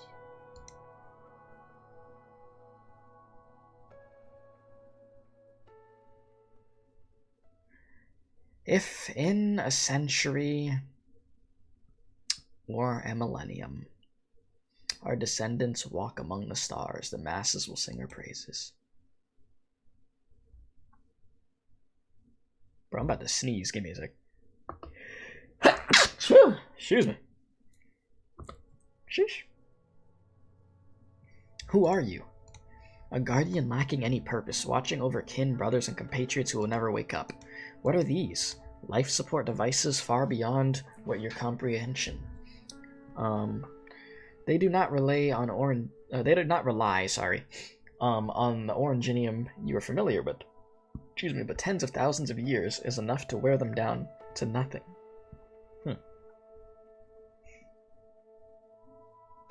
And now they are merely coffins for the deceased, just like the olden days. So this is Kirsten's conversation? Okay. Yeah, what a way to end the event with my sneeze, right? Why do you seem so close to humanity? In our darkest days, it was only human nature that let us avert a much more complete destruction, though this means nothing but endless torment for me. Is the sky false? Not exactly. A barrier makes Terra incapable of charging towards the stars. Light has been distorted accordingly, preventing people from ever understanding the true implications of their world. Only the stars beyond any doubt that they exist. What does the universe look like? An interesting question. When any creature capable of capturing light turns its head up to the sky, it will be subdued by an endless ocean of stars, anonymous, magnificent, and beautiful, but in my eyes, the void merely means ruin and a chilling desolation. Are the stars just like Terra? No. Terra is rather small compared to them. Even stars tens of millions times larger than Terra, like star number 4, would completely disappear into a gigantic black hole of the Zobide Nebula, and the satellite arrays outside Talos could even manipulate geographical properties of a planet like this. Why do the Sancta have halos and wings? An icy chain of command gives them an identity. It's dangerous to start a machine lacking any self-awareness in the name of a god to fulfill a mission it can't understand. Have you ever seen a bird as a beast? Did I not notice something?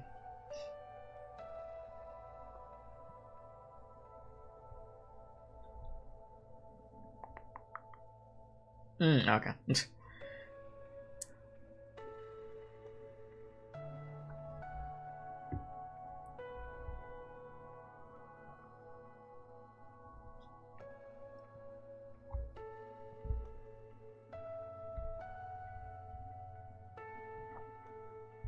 My throat was like, bro, if you don't drink something right now.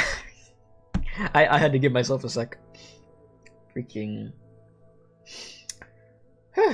hell, man. Okay. Bro said, the Talos is real. Talos, Talos mentioned Talos. I was so in the zone with just reading, I didn't even freaking let myself process it for a sec. Okay. And what was the very last thing that I just read?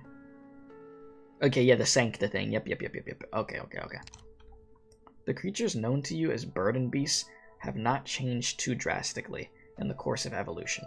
Their tenacity is as durable as the planet itself. People should treat them with more humility and respect. What is it like to travel by sea? I can only tell you what a simulation feels like. Flying across the ocean of a planet is like wrapping itself in a blue silk scarf, and yet the bright blue is always fleeting. Give me one sec, chat. I'm just responding to something really fast. Just give me a moment. Give me a moment.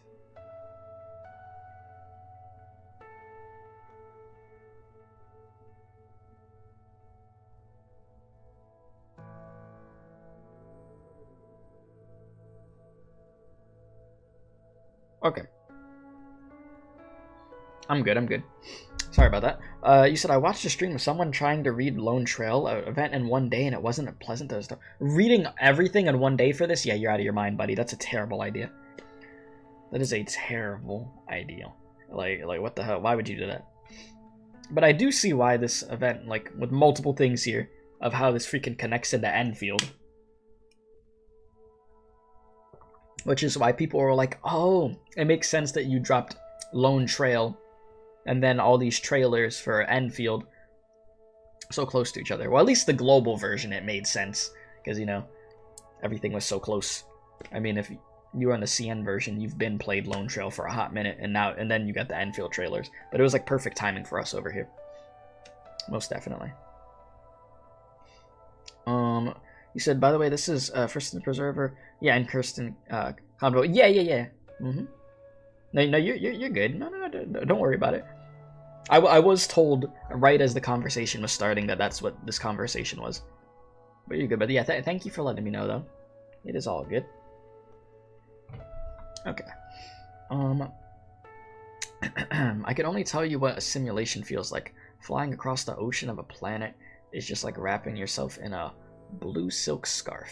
And yet the bright blue is always fleeting. Kirsten, say your piece. After knowing all of this, do you still intend on gambling with your life to tear open the sky? Excuse me. Terra was ill-prepared, and your death will be without meaning or reason. Allow me to ask you a final question to serve my answer. Ask your question. You said you're a bit miffed that the reason for Enfield is due to IS-4 and not through Kirsten's actions.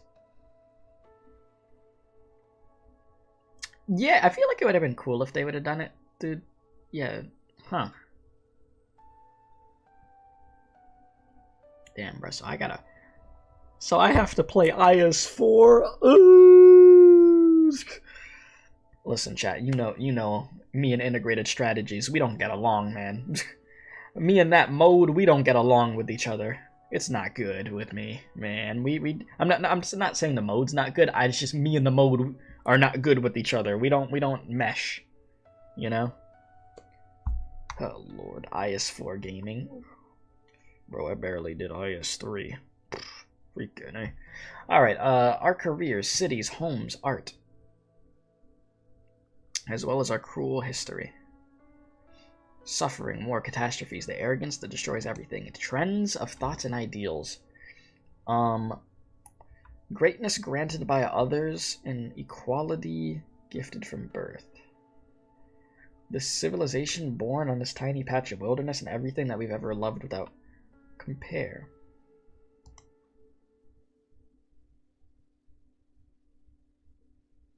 What do they inevitably mean, and what is this that life ultimately seeks? And that's how it ends? Damn, we did it, boys. Holy. The longest event. Oh my god. Wow, okay. We did it. We finished it in time. Okay. Get your rewards, blood. I got you, bro. Don't worry. I got you, blood. Where are my rewards at? Damn it. I will give my thoughts on this event right now. Man, that was garbage. No, I'm just kidding. That was the most mid event I've ever played in this game. I wasted my time. Nah. No, that event was very good. It was a lot. It was a lot. Like, holy. A lot of lore bombs in this one. A lot of good character development also. You have Rose Montes over here, you know? She has changed for the better. And even though she did have her little freak out, she was able to get calmed down and stuff. And she did not end up doing what that bald-headed old bozo that looked like he was from the Rugrats wanted her to do, which was killing him. She did not let that happen. And she's moved on from him. So I'm happy for her and her arc. Ifrit was an MVP of this. She was out here saving people, freaking giving people good advice, showing how much she's grown personally. She did great. Ifrit, shout out to Ifrit, dude. Also, they need to make that outfit she had as a new skin. That'd be cool. Yeah, that was pretty badass. Oh. That's what these EX screens look like. A new age is upon us, and that's what all this looks like. Cool. Yeah, I would say that. Then you had Silence. Silence had her freaking arc too. Like, Silence is like a top dog now, basically. Like, handling business. And then her and freaking Saria were able to, like, you know, kumbaya moment, which is really good. Holiak was being a menace during this freaking event. I mean, but, you know, she's always a menace. But, hey, she's with us now. So, I mean, hey, I'm not gonna complain, even though, you know, she did try to murder us and stuff, but it's fine. It's all good, you know. That just comes with the character. There's something that you tagged me on Discord, an animation. What is these? I might have to mute the audio because I don't know if it's copyrighted audio, but I could show the video. I'll show the video though. I just will mute the audio though because I don't know where the song is from. Right. Ah, yes.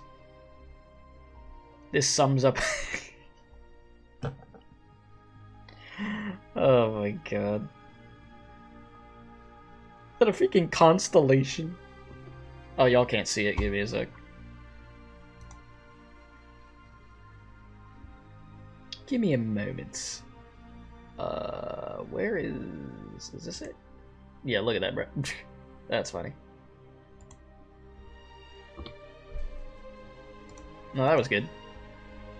The freaking part that got me was this right here. A complete summary of Saria this event. See ya, bozo! Yeah, try to get rid of freaking Saria. Mumu. Man. Mumu is really cool. Even though, you know, she did betray us at some point, you know, and still was trying to keep working with Kirsten and stuff.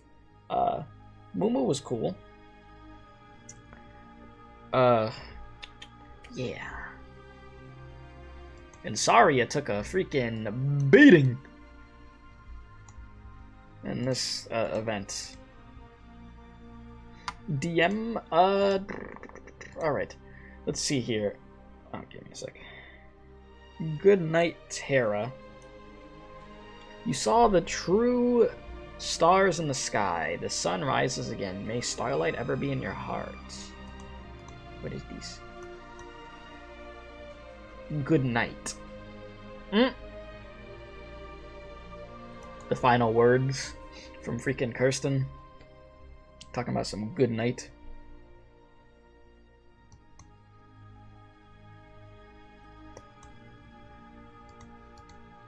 Okay.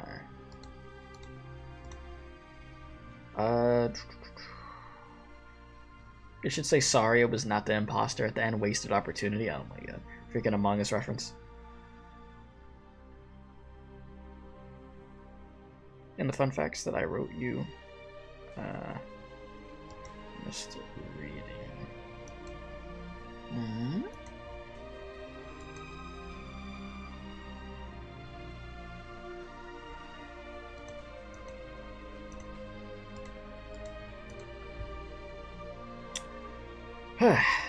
Okay, what else would I want to say about this? You said also, could you move out of the Lone Trail event and go back again? I'll see something new. Well, if it isn't the doctor. Okay. What a coincidence, us bumping into each other.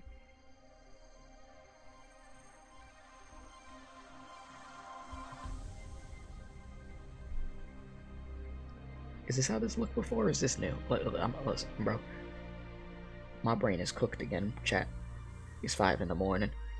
You're gonna have to bear with me right now. This is what you want me to see. Is that what you want? Previously it was Saria and the others. I'm trying to remember what that screen looked like, bro. Listen, brain cook right now. Brain is GG Dunzo. So yeah. Well, now it is quite literally a lone trail over here, like just all alone. Look at general investigation. There it is. Yep.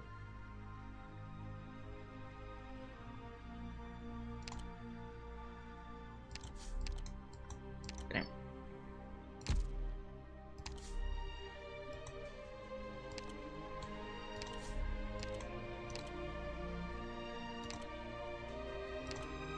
Ah, okay, yeah, okay, yeah.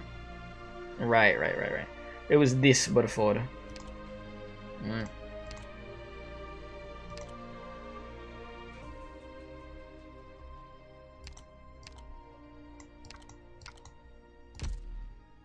Okay. Visual reports. Oh, that's what I was just looking at, yeah.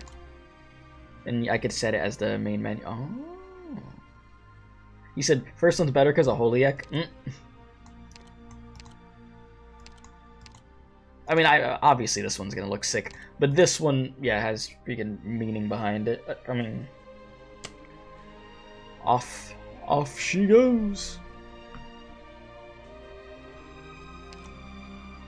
Into the abyss. Into the abyss she goes. Into the freaking hibernation pod. That's where you go, buddy. Straight to the hibernation pod. Was there any other parts of this I want to talk about? Oh yeah, the doctor stuff. That's like, once we got into all that doctor stuff and the sarcophaguses and all that stuff, bro, my brain was just like, and I was like, oh god, that's a lot of information. And then when we wanted to ask more questions, they were like, we cannot tell you.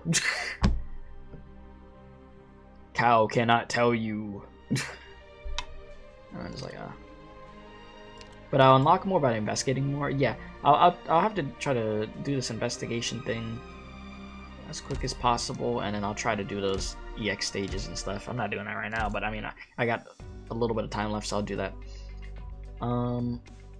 Good event though. It was just, oh my god, man, this thing took the life force out of me.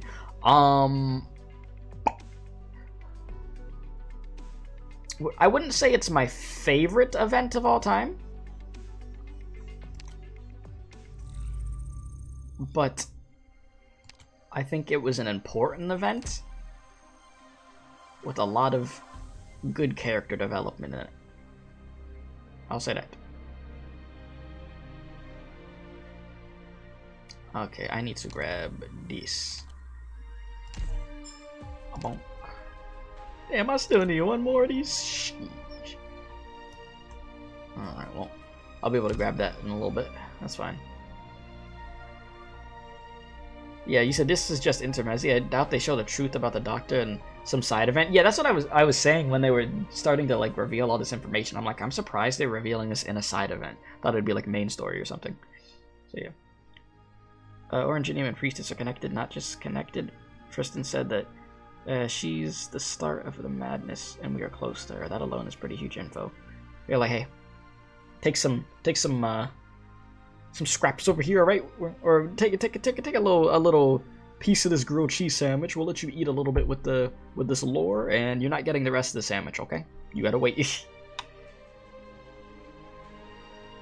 Yeah, the doctor's part was actually really good. It was similar to when the Traveler met with the their twin in Genshin. I can see the similarities here. Okay. The doctor part of the event is the best part in your honest opinion. Most of the rest of the event is just silly comedy. Yeah, there's a lot. A freaking 10-man robot. This dude Ferdinand really in a prison cell. Talking about he's a king. Like, yeah, my guy.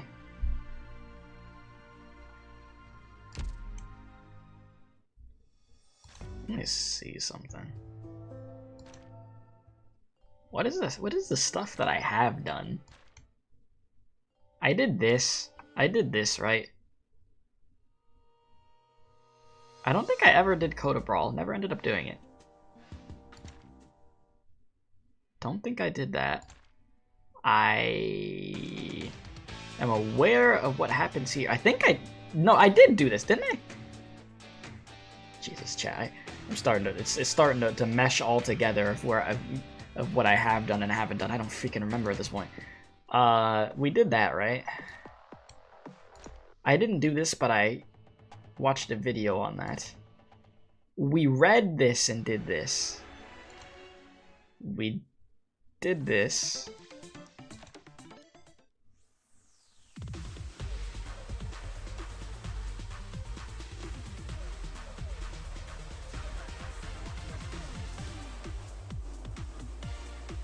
Did I?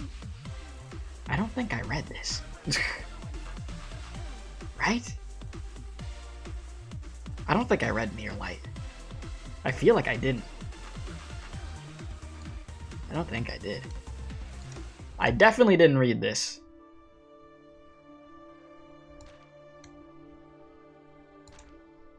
I read this. I didn't read this. Oh my god. It's like back and forth. Didn't read this, read this. Didn't read this, read this.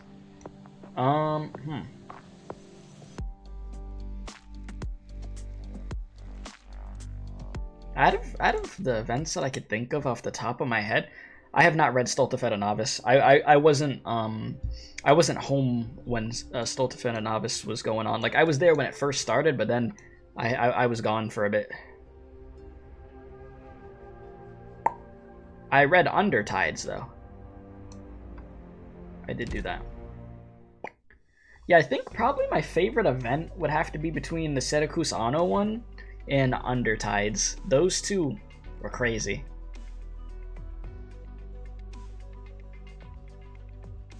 I mean, there was the Gavial one, which was wild too, though. That one was something.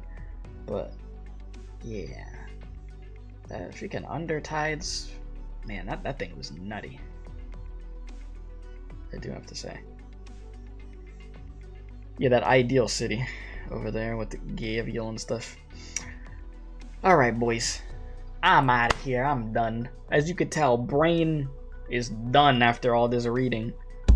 I'll be back with more Arknights content. Y'all know the deal. When new stuff comes out, I will check it out. Thank you guys for hanging out and keeping me company. I don't think I would be able to keep this going without y'all, so thank you. You know? Very, very, very much for the support. Your ears are red. Well, you shut. Listen, Aren't they? you know, hit the like button, subscribe if you're new, all that good stuff. I have to see if I have to go record a Limbus video or not right now. I have no idea. I have to go check Limbus Twitter You're and still see. at work, you know. So yeah, you said rest now, go stream other games. Yes, my presence is needed in other games. Stares at freaking Reverse 1999 and what's the other game that's Nikkei. They've been waiting. Yeah, those two just to do that. Nothing important on you feel on Limbus Twitter, really? So yeah. Said want to check out a video that could help you summarize Lone Trail. You could send it, but it might be a bit till I check it. I think I'm Lone Trailed out. I'm done. I'm about to go eat something and go to sleep, bro. So yeah, thank you guys so much for the support. I mean, this was a lot of reading, and the fact that you guys stuck around, it means a lot, man. It really does. When I get tired, my speech just goes down the drain, so I'm done. Oh my lord. Another Arknights event done. Jesus, man. I freaking read chapter 12 and then went straight into this, Lone Trail. Oh god, man. I need a breather. I'm done reading out loud. I'm done, bro. Oh god, where's the music? You said, wait, what did you say? Have a rest, Keith. Job well done with Lone Trail. Thank you so much. I'm done, bruh. Good grief. Just hit this freaking music.